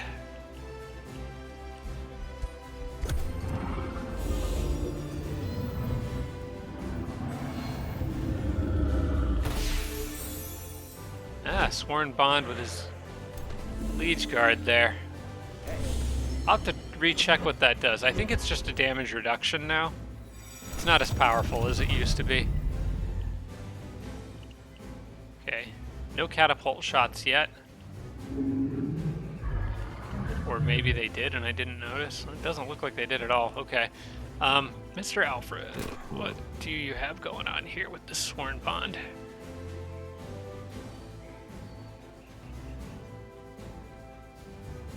He has so many. They've got linked mines.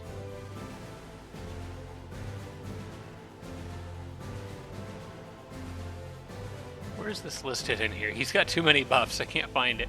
Here, you know what? It's going to be easier for me to look on the Liege Guard and see what it does.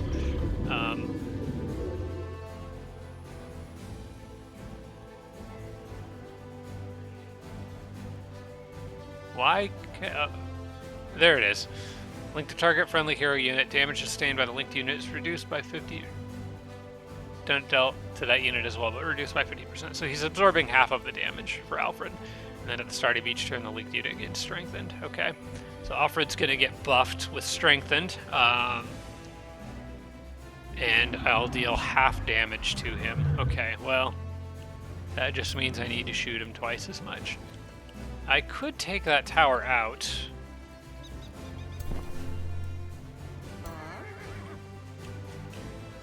Move here, what's my odds of hitting it? Go up to 70. That's quite a bit better. That would absolutely just kill it. I think I'll go here. Then I'll get 2 shots at it. My cleric should be able to finish. And then I can start getting units up on the wall.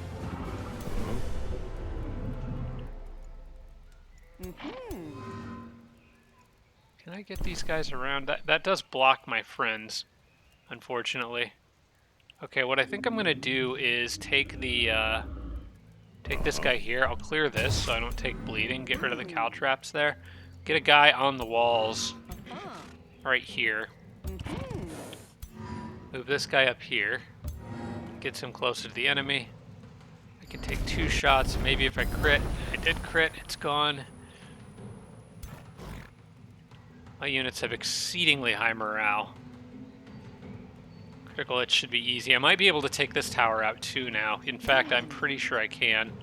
I just need to move a little bit closer. 70% there. If I clear the caltraps, I could get an even better shot. So I'm going to do that.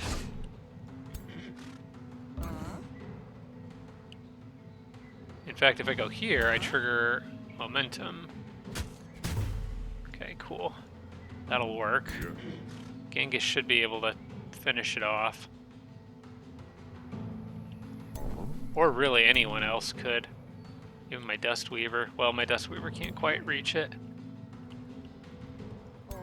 Okay, your towers are basically nothing at this point. So yeah, we'll have I'll have this archer take a shot at it, and if he doesn't land it, there's always Genghis, but we've got it, so we're good. And I'm gonna have the cleric move up. Alfred can't quite reach anyone yet, and I don't think he can even if I move up to there. So, in fact, I'm gonna back you off. You don't need to be on the front line, you do. Genghis can move back here. You go there, and everybody else falls in behind them. Oh, and I've got my catapults, which actually I should have used to help destroy the towers, but I didn't need to, so I guess I'll launch one here. Just take out parts of their wall. I only have 2, right? Or did he? Oh, I think he may have used his towers to kill my catapults. No, I've got 1 there. I thought I would have 3. Maybe you do only have 2. I'm going to use this one to start working on that tower there. I'm probably going to actually target here, so I can deal damage to the wall in front of the tower. But everybody else is really going this way, so it probably won't matter what I do with that one up there. The AI doesn't seem to handle this maneuver very well, where during a siege you run all your army to one side. They tend to leave like these units are just sitting up here, and I'll bet they won't move on this turn either. Condemned a bunch of stuff in the middle there. I don't really have a way of clearing that off, so I just have to play around it. I guess they're kind of moving a little, but just not much. And they're all just defending. Alright, well, if you want to play it that way. Let's see, what do I have as far as combat spells go? I do have Zealous Ignition, which would create a lot of cleansing flames, but that's not necessarily good for me because I'm guessing that most of his units probably have zeal. Well, maybe not all of them. These ones don't have faithful or zeal. I wish I could see exactly what tomes he's got. What about Alfred himself? Does he have zeal or faithful? Either one? He's got faithful. Yeah, I think we don't cast this, other than the fact that it's still kind of useful because it can infected. You know, I think that is still worth it because cleansing flames may help him, but it also helps me. And misfortune, definitely helps me. So if I can get a unit close enough to trigger that, that's pretty good. Alfred also is a charge unit, so getting a unit in his face is probably a good idea. I think just having this paladin here in defense would go a long way. I do want to spread this out, though, and try to reach maybe even that hero with that debuff. And he does not have faithful or zeal. Okay. All right, I think I'm seeing the beginnings of an approach here. It's a little risky because I do end up just throwing this guy into harm's way here, but I kind of want to trigger misfortune on all those guys and just go for it. How tanky are you? You're tanky enough, although Alfred could break that.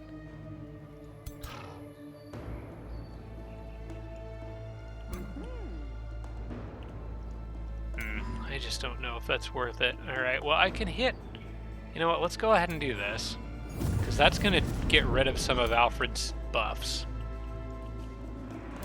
And I'm gonna go for this. The other units are gonna have to catch up. But I want to go ahead and drop this. Zealous Ignition right here. Because that's going to lower Alfred's damage output. Target units are healed for 20 temporary HP. Well, I just healed them. Okay, cool. Very, very neat. That's fine. Alright, let's get everybody else up there. I know it looks like it's bad spaces, but it's not. They'll be fine.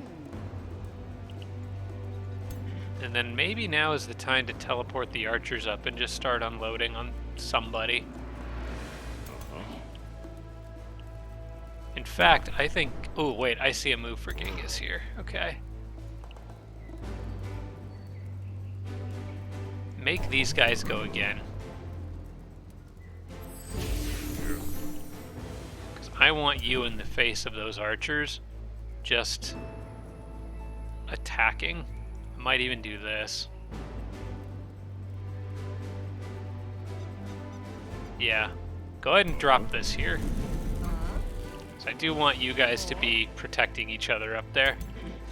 And then Genghis can run in behind them. Actually, Genghis does not have faithful or zeal as far as I know. So he actually can't move through that terrain. So I'm going to need to use him a little more cautiously. How about we clear this?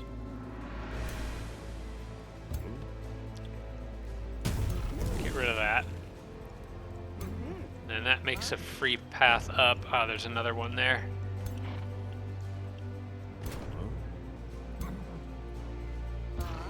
Warbreed, can you help with this?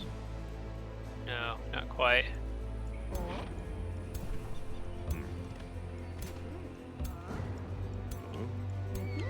It's fine. I'll use you to get it.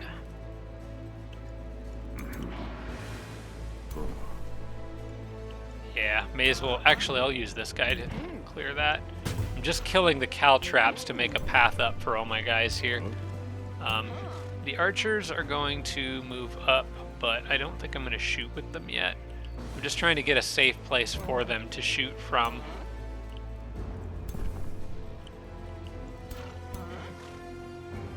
they could dart in on some of the enemies, but I don't want them to go forward and get themselves killed unnecessarily. So we will go ahead, and I think from here Genghis can start to do some damage, and that does trigger momentum for him as well. I'm gonna hit these guys to cancel their defense mode, and then try to get a couple crits. In fact, let me move a unit next to him so he has a higher chance of getting those crits. There we go.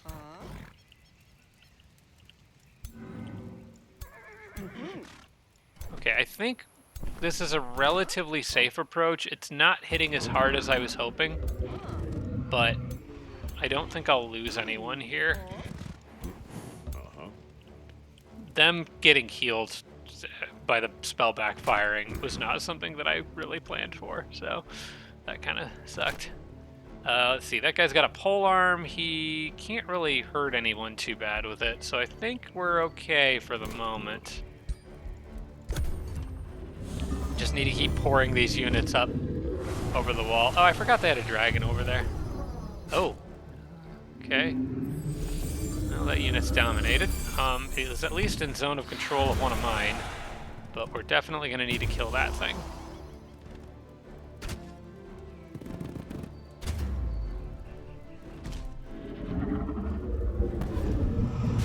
Okay, does look like they are all coming this way now. Oh, you're gonna phase away and go stand by your new friends, huh? Okay, I see how it is. Ooh, I got frozen. Maybe being in Cleansing Flames will make that go away? Not sure that it will. I got Mantra Purification I can do if I really need to get rid of that. Ideally, I would rather get rid of Alfred here. Are you guys stunned? You're stunned. Genghis Khan could do a lot of damage to Alfred, but I don't have a good shot on him.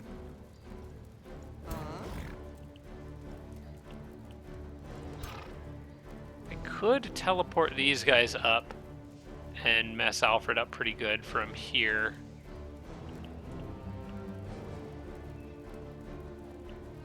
In fact, I might go, if I go there, I don't know that I can actually full kill him though, no matter what I do. But getting rid of his spells would be really handy. I also need to do something about that dragon. The Warbreed could go get in the way at least. I don't really want to hit my own unit. I need to get to this thing. Or actually, easier solution is to would be to cast Mantra Purification to help the Strider out, but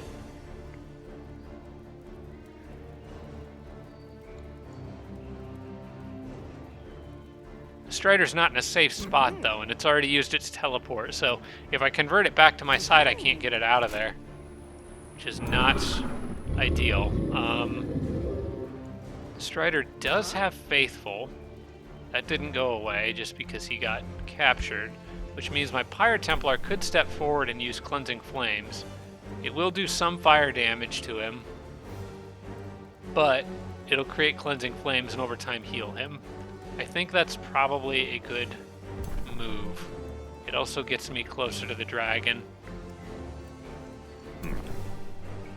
It gives the dragon some debuffs.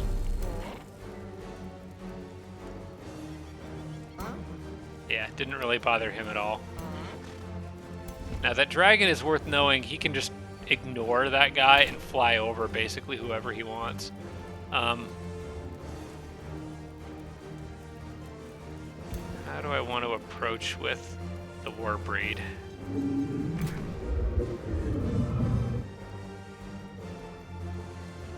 There's a lot back here. This is going to be messy, I think. I think we need to go back to focusing on killing Alfred. If Genghis shoots from here, he's only got a 25% chance to hit. If I loop him around to here, he's got a 50% chance. It's still not great. If I run him into the cleansing flames, he's got a 90% chance.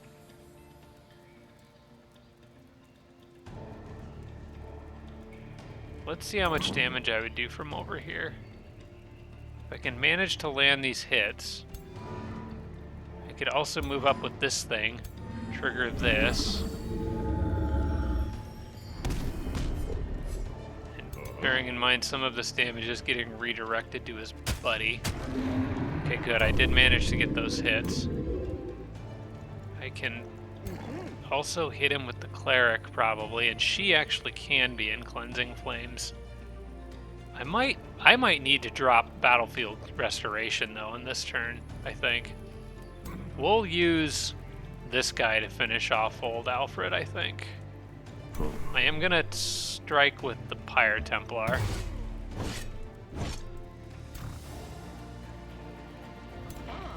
Teleport you here. Shoot him. There we go. And that takes out the shield too. Okay.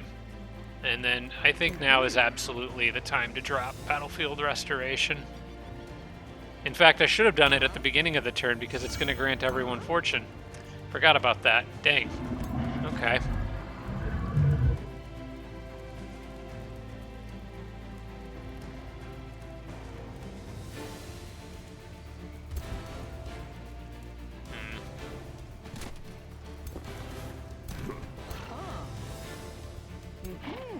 See, that guy's stunned.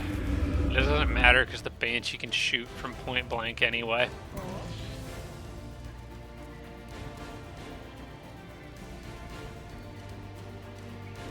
I think moving here just to defend the Pyre Templar is probably a good idea. It also defends these guys. I'm thinking about using Mantra Purification to help those guys out, but I don't know. I've also got... See, I could do Mantra twice. The others I could only do once because I burned through most of my casting points with Zealous Ignition, and it ended up really not being worth it for this fight.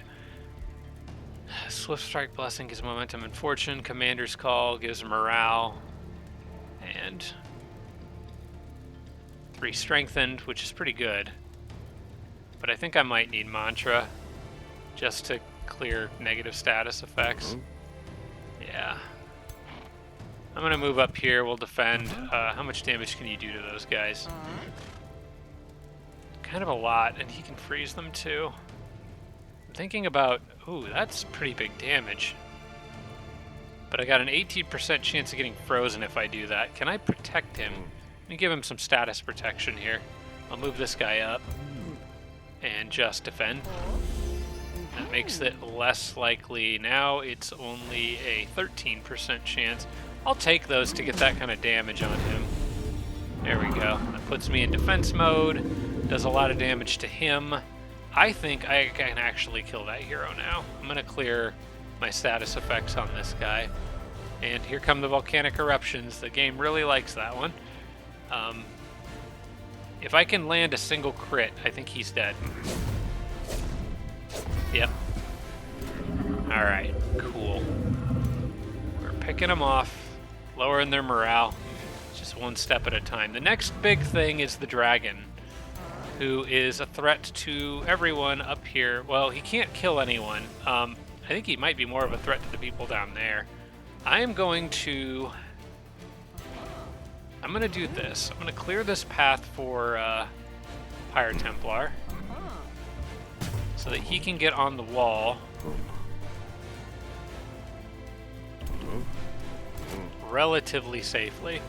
I'm going to bring the Warbreed up this direction. Probably will use him to charge down the Banshee on the next turn, depending on how their stuff moves. I can also polymorph. I have a small chance of that actually working on the dragon, which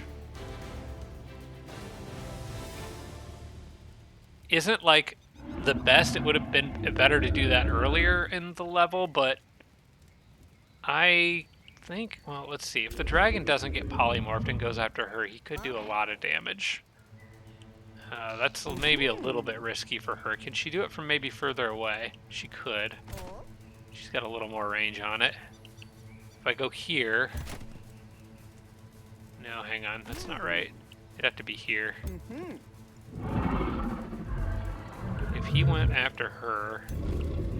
That's still too much damage. That's like half her health. I'm not comfortable with doing that. Maybe rejuvenate would be better. I probably should have done that, actually, because I could have cleared out a lot of the decaying that dragon caused. Although, actually, I've already cleared most of the decaying because of the cleansing flames, so maybe don't need to really be that worried about that. You know what? We're going to let the dragon do whatever it wants on this turn. I'm going to have her defend, be in defense mode, so it's unlikely that the dragon would be able to kill her. And I'll just move everybody else forward. We need to get this guy in range set up to do a big AoE on the next turn. Yeah, let's get him over here. You here. I do have my catapults ready again. Okay. From this spot, I can hit both the tower and an enemy. And then this one can hit right into this big group here, I think. Maybe not hitting my guy. Let's hit their guys. Okay. Can you drop Champion Incinerate here? Not quite where I wanted it, but is it good enough? I think it might be good enough. Now, he does have a lot of healers that he's probably going to use to just undo everything I do here. But that's pretty big damage on the dragon. I'm going to go ahead and drop this there.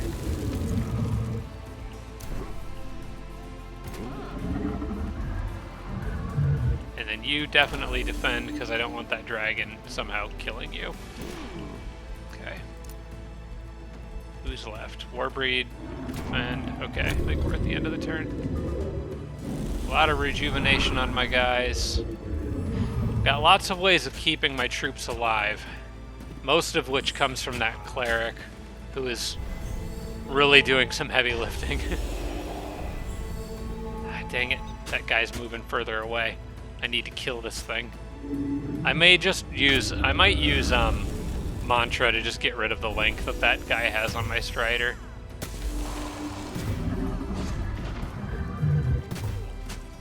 Dang it, he's almost getting himself killed just from attacks of retaliation. Oh, dragon went down here, okay. All the way back there. I think he's dead. Yeah, he's gonna die.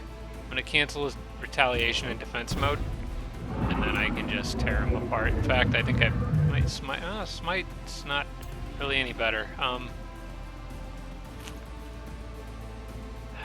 am I gonna get these guys out of here? I think I may have to just... You know what? They aren't gonna do much damage.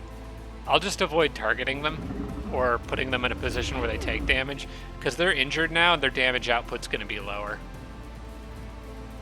How long does this last? Does that go away eventually?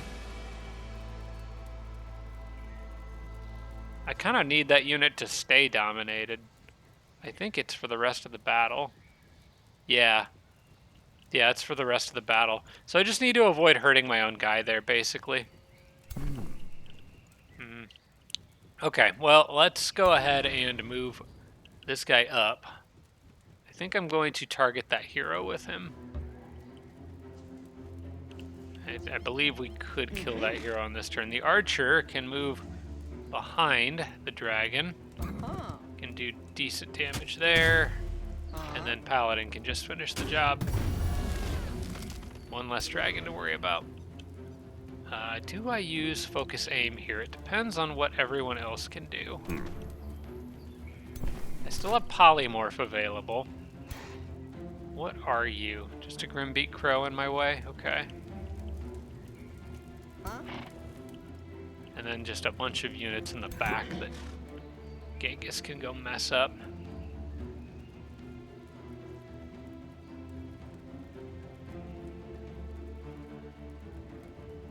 Yeah, I think I'm just gonna have Genghis circle around, take the back route, kill all these guys behind. I could even take a snapshot on one of them and stab the other or whatever. In fact, I've got a free action here with this mana drain ability. So I could even, yeah, snapshot this guy. That's a free action. Then move up and mana drain this guy. That's a free action. Then move up again and shoot you in the... Oh, there's the towers in the way. Darn. I thought I was onto something cool there. Well, alright. Kind of wasted his mana drain thing. Should have been more usefully used on the Wraith, but that's okay. Okay, I almost attacked my own guys. I don't want to do that. I want to move around here and smite the Wraith. Ooh, that's a big hit. Jeez. Okay.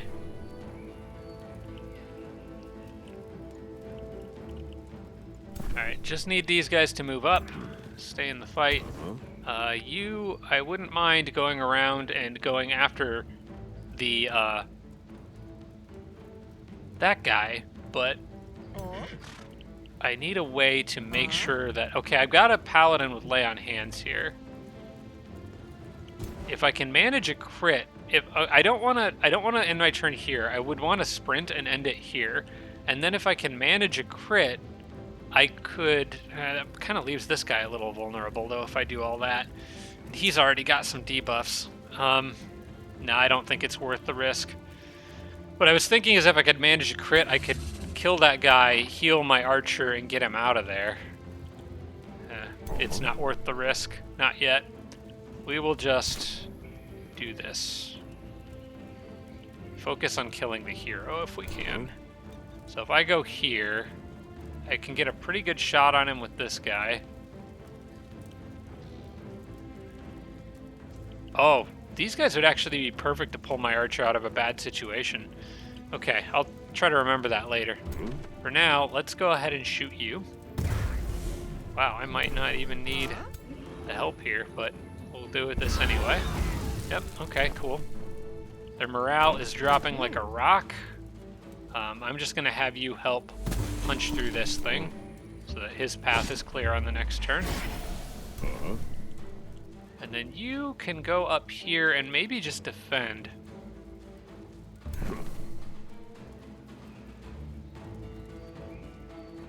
You know what? I think I can actually pull all of this off at once. Because now those units are pinned down, and their morale is dropping. The Warbreed's not going to see combat in this one.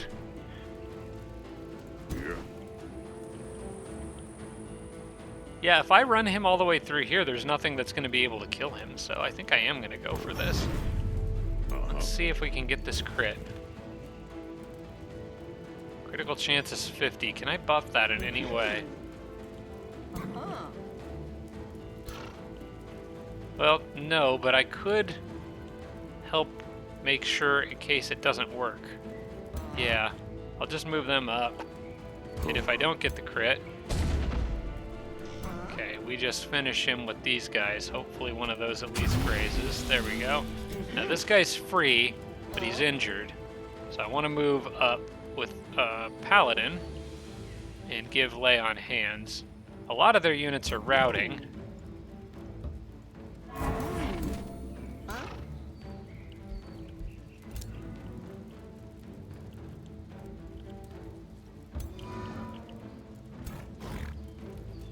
Might be able to finish that guy off.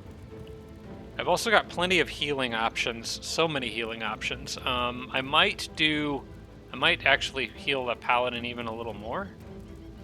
Got Touch of Grace, Mending Touch, both of those are touch-based. Conjure Dome of Protection.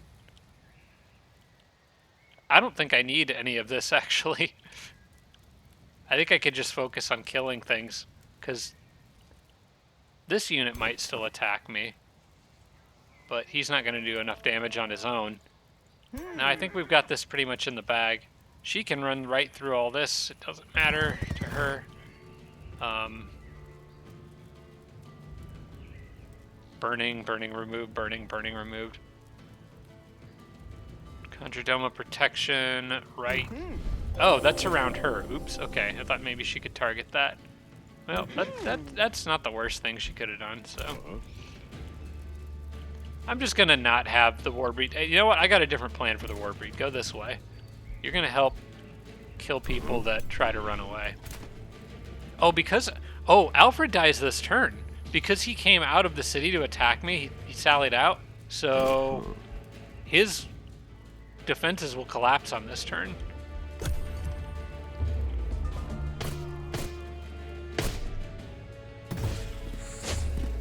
What are they doing over there? Did they attack each other? One of them go crazy?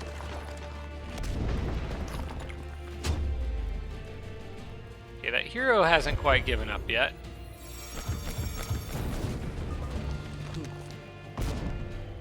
Oh, there must be some other domain of mayhem. Oh, don't kill people. Or don't kill your friends. Every 2 turns, all units have a base 30% chance of being inflicted with Berserk.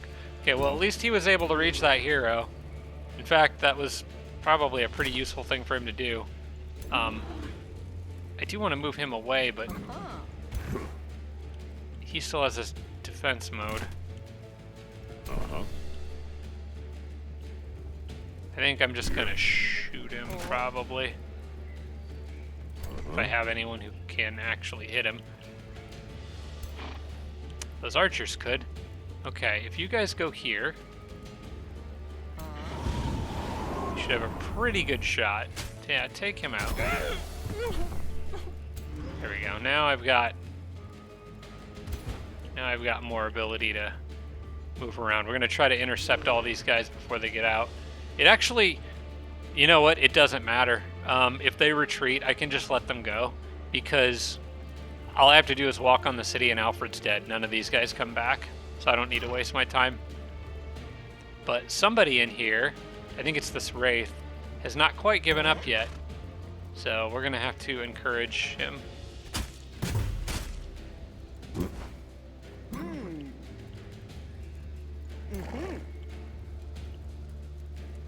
How can I reach him? You're in the way. Move. Do you not have Faithful? Oh, this Dustweaver's been with me since the beginning. He does not have Faithful. Okay.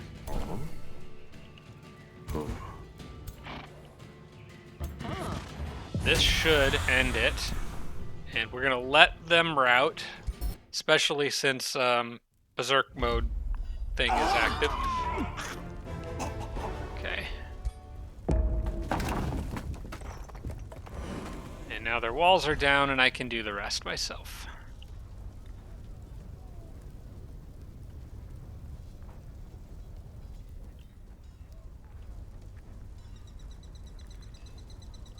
Oh, he made a pretty decent last stand there. Just tried his best. Participation trophies all around, but in the end, old Alfred ran out of time.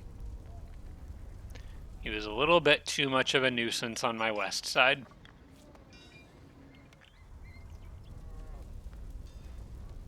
It'll also be nice having him out of the game because his color scheme is remarkably similar to mine. The dark red against the brown. I keep looking at his units and thinking they're mine.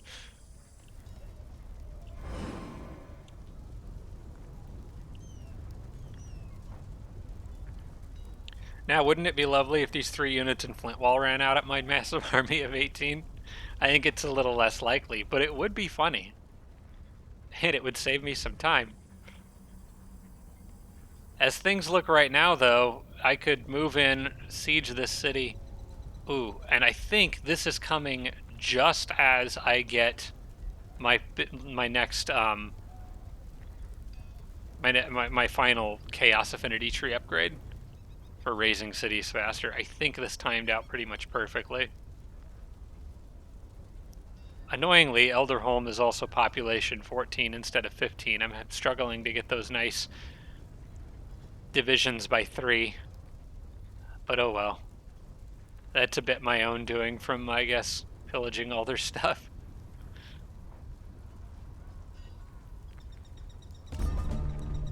Alright. Well, couple of things to attend to here. Okay, we'll just take all those. We'll probably break them down later for rewards.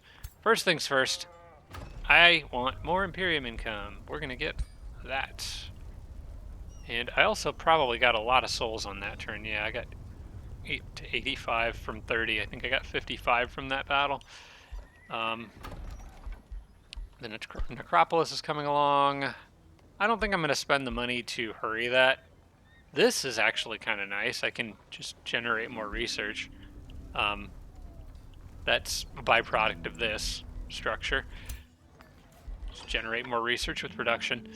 I believe the city is, again, at its max population and pretty much has all the tiles I want it to have, so I think we're good there. We can just finish Alfred off here, I think.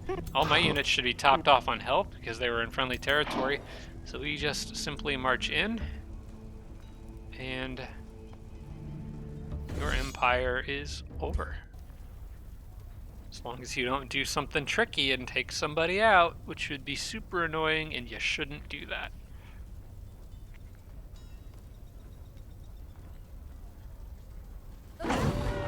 How?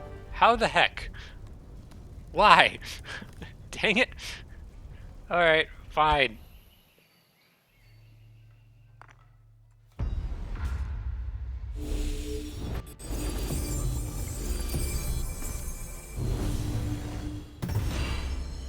Annoying nuisance. Oh, he's charging me. Or at least it looks an awful lot like he's charging me. Well, that's good, though, if he does. Yeah, if he charges me, I can just form a line and take him out with my archers.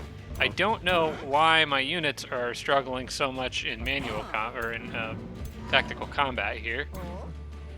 This should be an extremely easy win.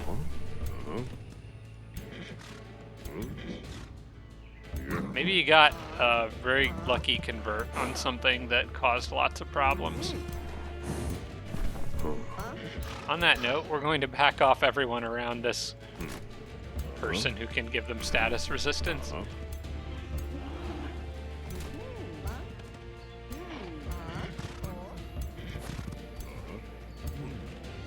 Everyone get over to where there's actually units to fight quickly.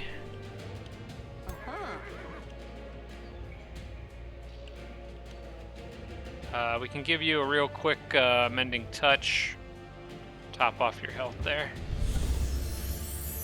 Then run you around here. Okay, let's see what they do. Okay, there's your dominate. I have to undo that. Maybe the units that died, they dominated, and then my guys were just dumb and killed them. When they should be killing this thing.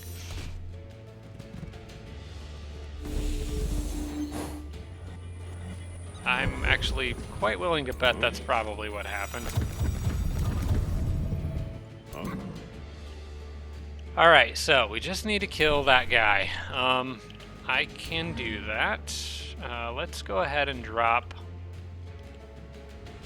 Oh man, I wish I could hit it right there. Can't quite reach. Alright. Drop this on them.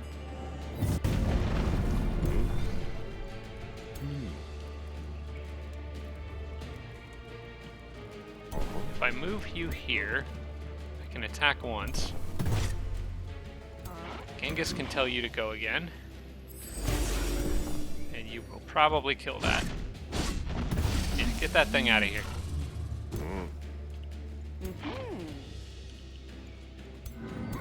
You go guard. It's caltraps there, right? Okay. Guard here. Guard that guy's back.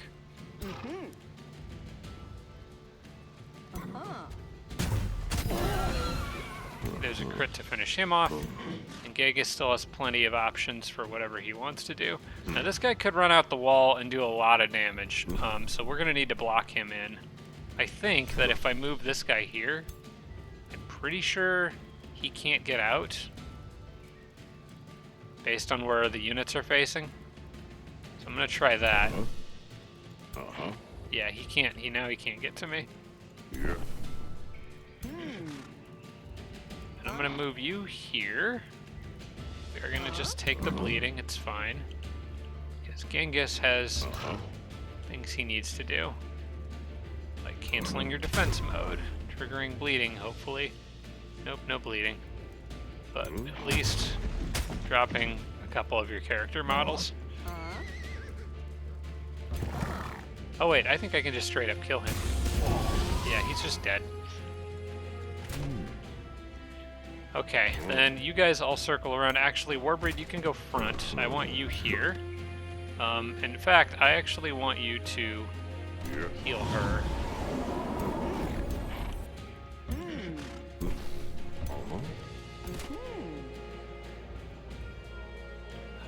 You've got a lot of units you could kind of patch up over there that are sick looking. So maybe go here. Want you to be there. You go here. We're gonna accumulate a lot of stacks of weakened running through all that, but it's fine because I'm just gonna clear it all off. There we go. Okay, I'm gonna end the turn there. I think we're good.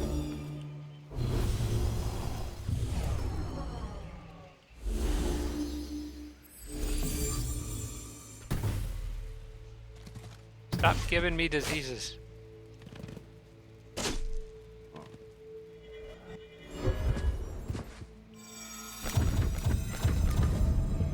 Okay, should be able to blind this guy. Yeah, I'm gonna go ahead and do this. We'll take the full chance to hit here. Blind and condemn.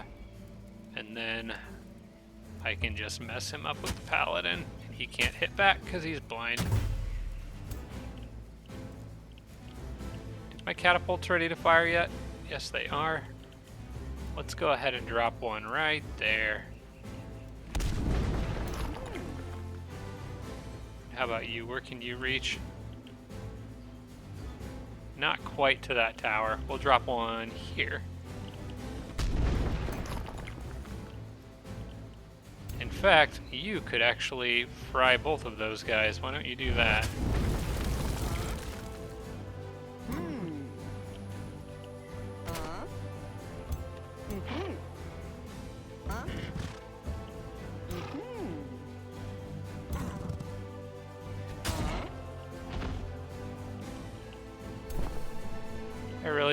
I kind of want to go take that guy out. I just don't feel like him being annoying and converting stuff. Back up a little bit. I want to get a better shot with her. It's not really going to be a better shot.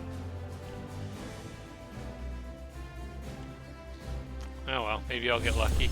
Nope.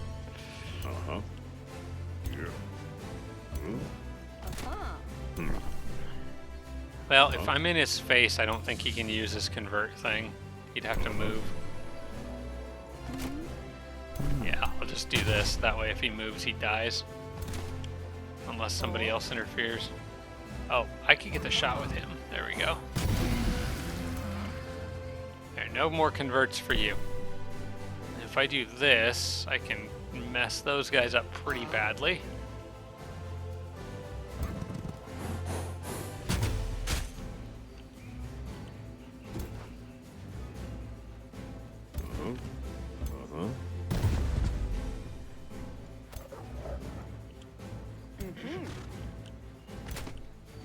Warbreed could go after the polearm over there. Genghis can just absolutely wreck that guy. Man. Okay, I think what I want to do right now is actually go ahead and pop Battlefield Restoration. Mostly, not so much for the healing, as for the buffs. And Genghis is going to wreck this dude.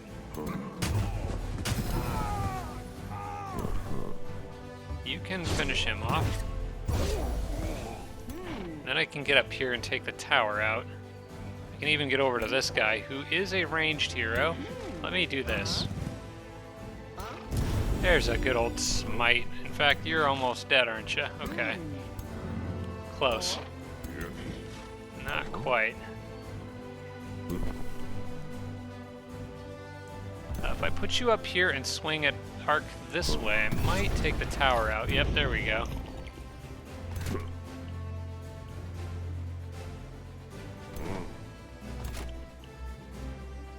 This poor Warbreed really hasn't been able to do anything in this fight. Oh, you're linked to him somehow. Is that a Hex Pact? I bet that's a Hex Pact. Hex of Broken Spirit, yeah. Well, we just need to get rid of that, don't we? Except that I probably can't.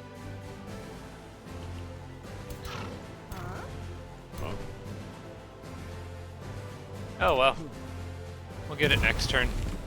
If he isn't dying of a status effect already. He is not.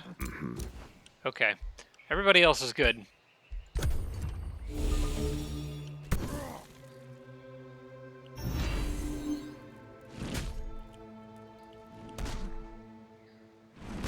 Your catapults mean nothing to me, although they are doing decent damage to Genghis and his cleric friend.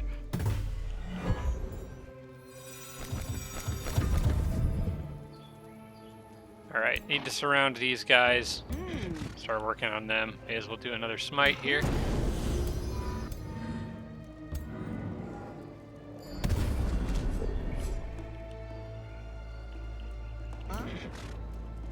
Ooh, I could teleport right up there and shoot them in the back. That'd be pretty effective. Okay, almost dead. Not quite. But Genghis can probably finish that off. I would really like to break that tower, although it did just shoot, so it's got to turn before it can do anything.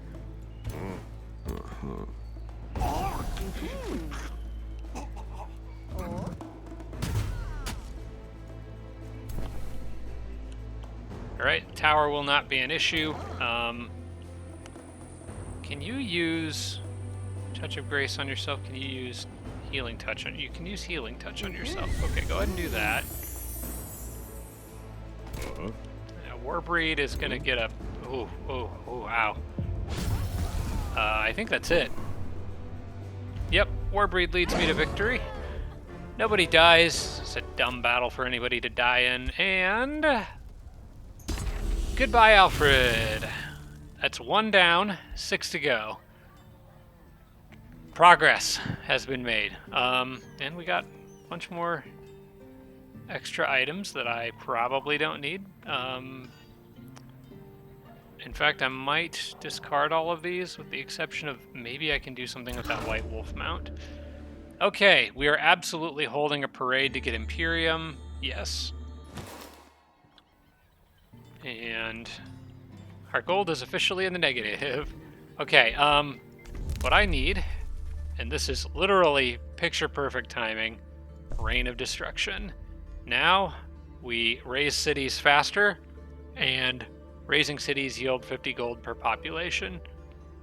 Also get a tier 3 unit of the raised cities culture. That probably isn't as important, but we can now raise in 1 turn. Holy crap. This is looking good. I did get another lieutenant here.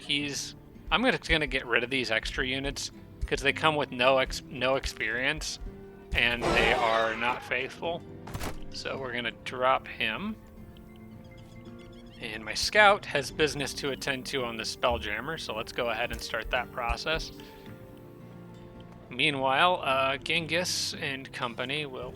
1, 2, 3... Okay, we'll keep these guys here for now. Just long enough to raise. In fact, I don't think I even need to keep them there. I think they could move on, even. Although, they probably need some healing.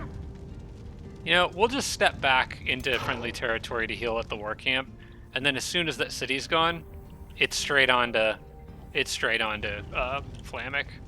Okay, so you go back there, chill for a second. Hopefully nobody manages to interrupt that going into the next turn. And how are we doing down here? We got 1 more or 2 more turns on Flint Wall. Everything else looks good for that army composition. I think we're all right. Yeah.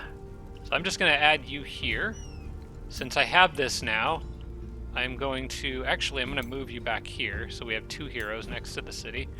That's a better, stronger spot to siege from, just in case somehow one of them dies. Bring you back to the capital for passive XP gain. And I think this army over here can do the same. And maybe I need to stop making extra units, because I'm spending a lot of gold, and I don't know. I can't fit a whole lot more into my capital. And these guys are all just raking in XP every turn as long as they sit here, so it's really, really good.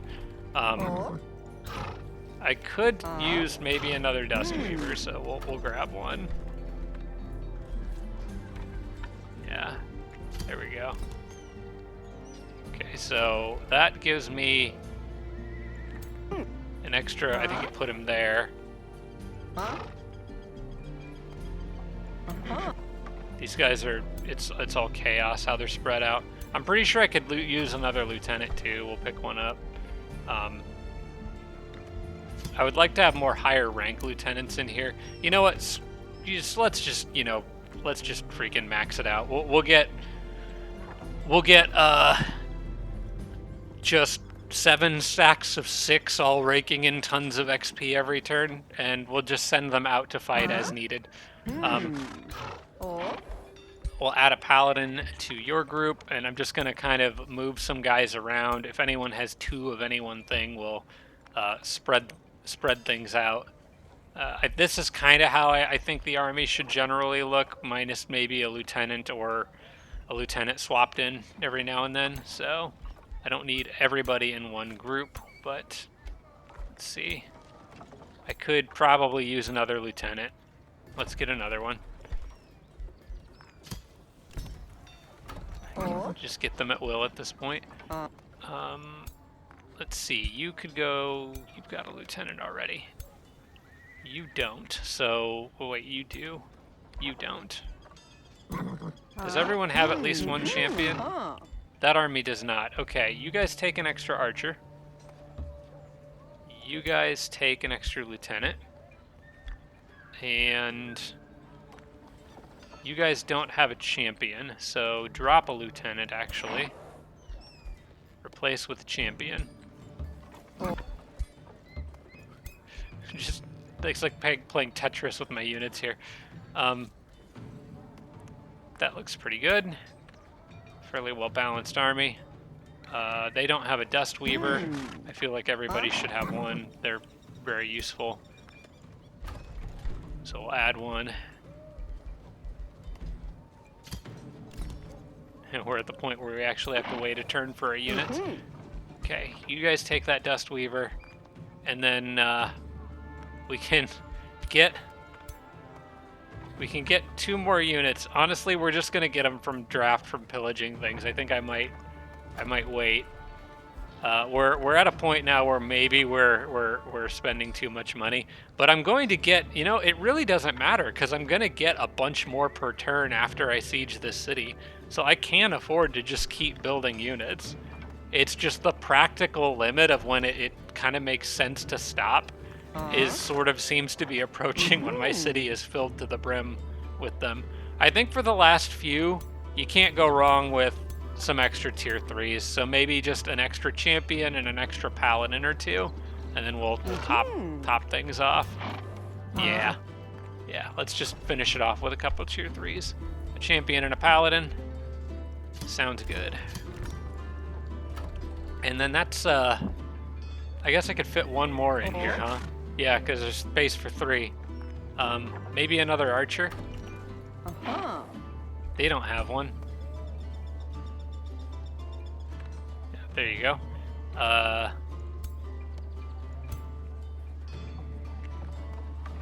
Does anyone not have an archer?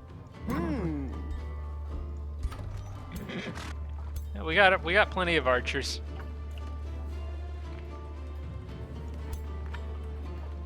I guess, if anything, maybe one more Dust Weaver. Yeah, because this army doesn't have one. So we'll do that. We'll get another Dust Weaver in here. And that's pretty much probably as many units as I need to make. Wait, what did I just tell them to do? Continue move path? No, don't do that. I don't know what move path it is, but I want you to stay there. And all these guys are just on patrol. And there's really nothing for them to deal with right now, so we're good at the moment. Just chill there, I guess. Okay, I'm gonna check off all their moves, check off all their moves. You guys out here are doing great. Keep it up.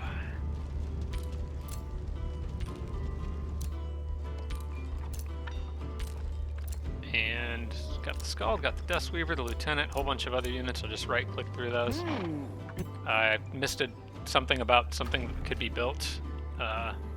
We'll come back to that later, I guess. And new Empire development skill available. I already picked up the one I wanted. Do I want to get the Balor eventually? I don't know that I really need to spend the Imperium on that. That might be a little bit much.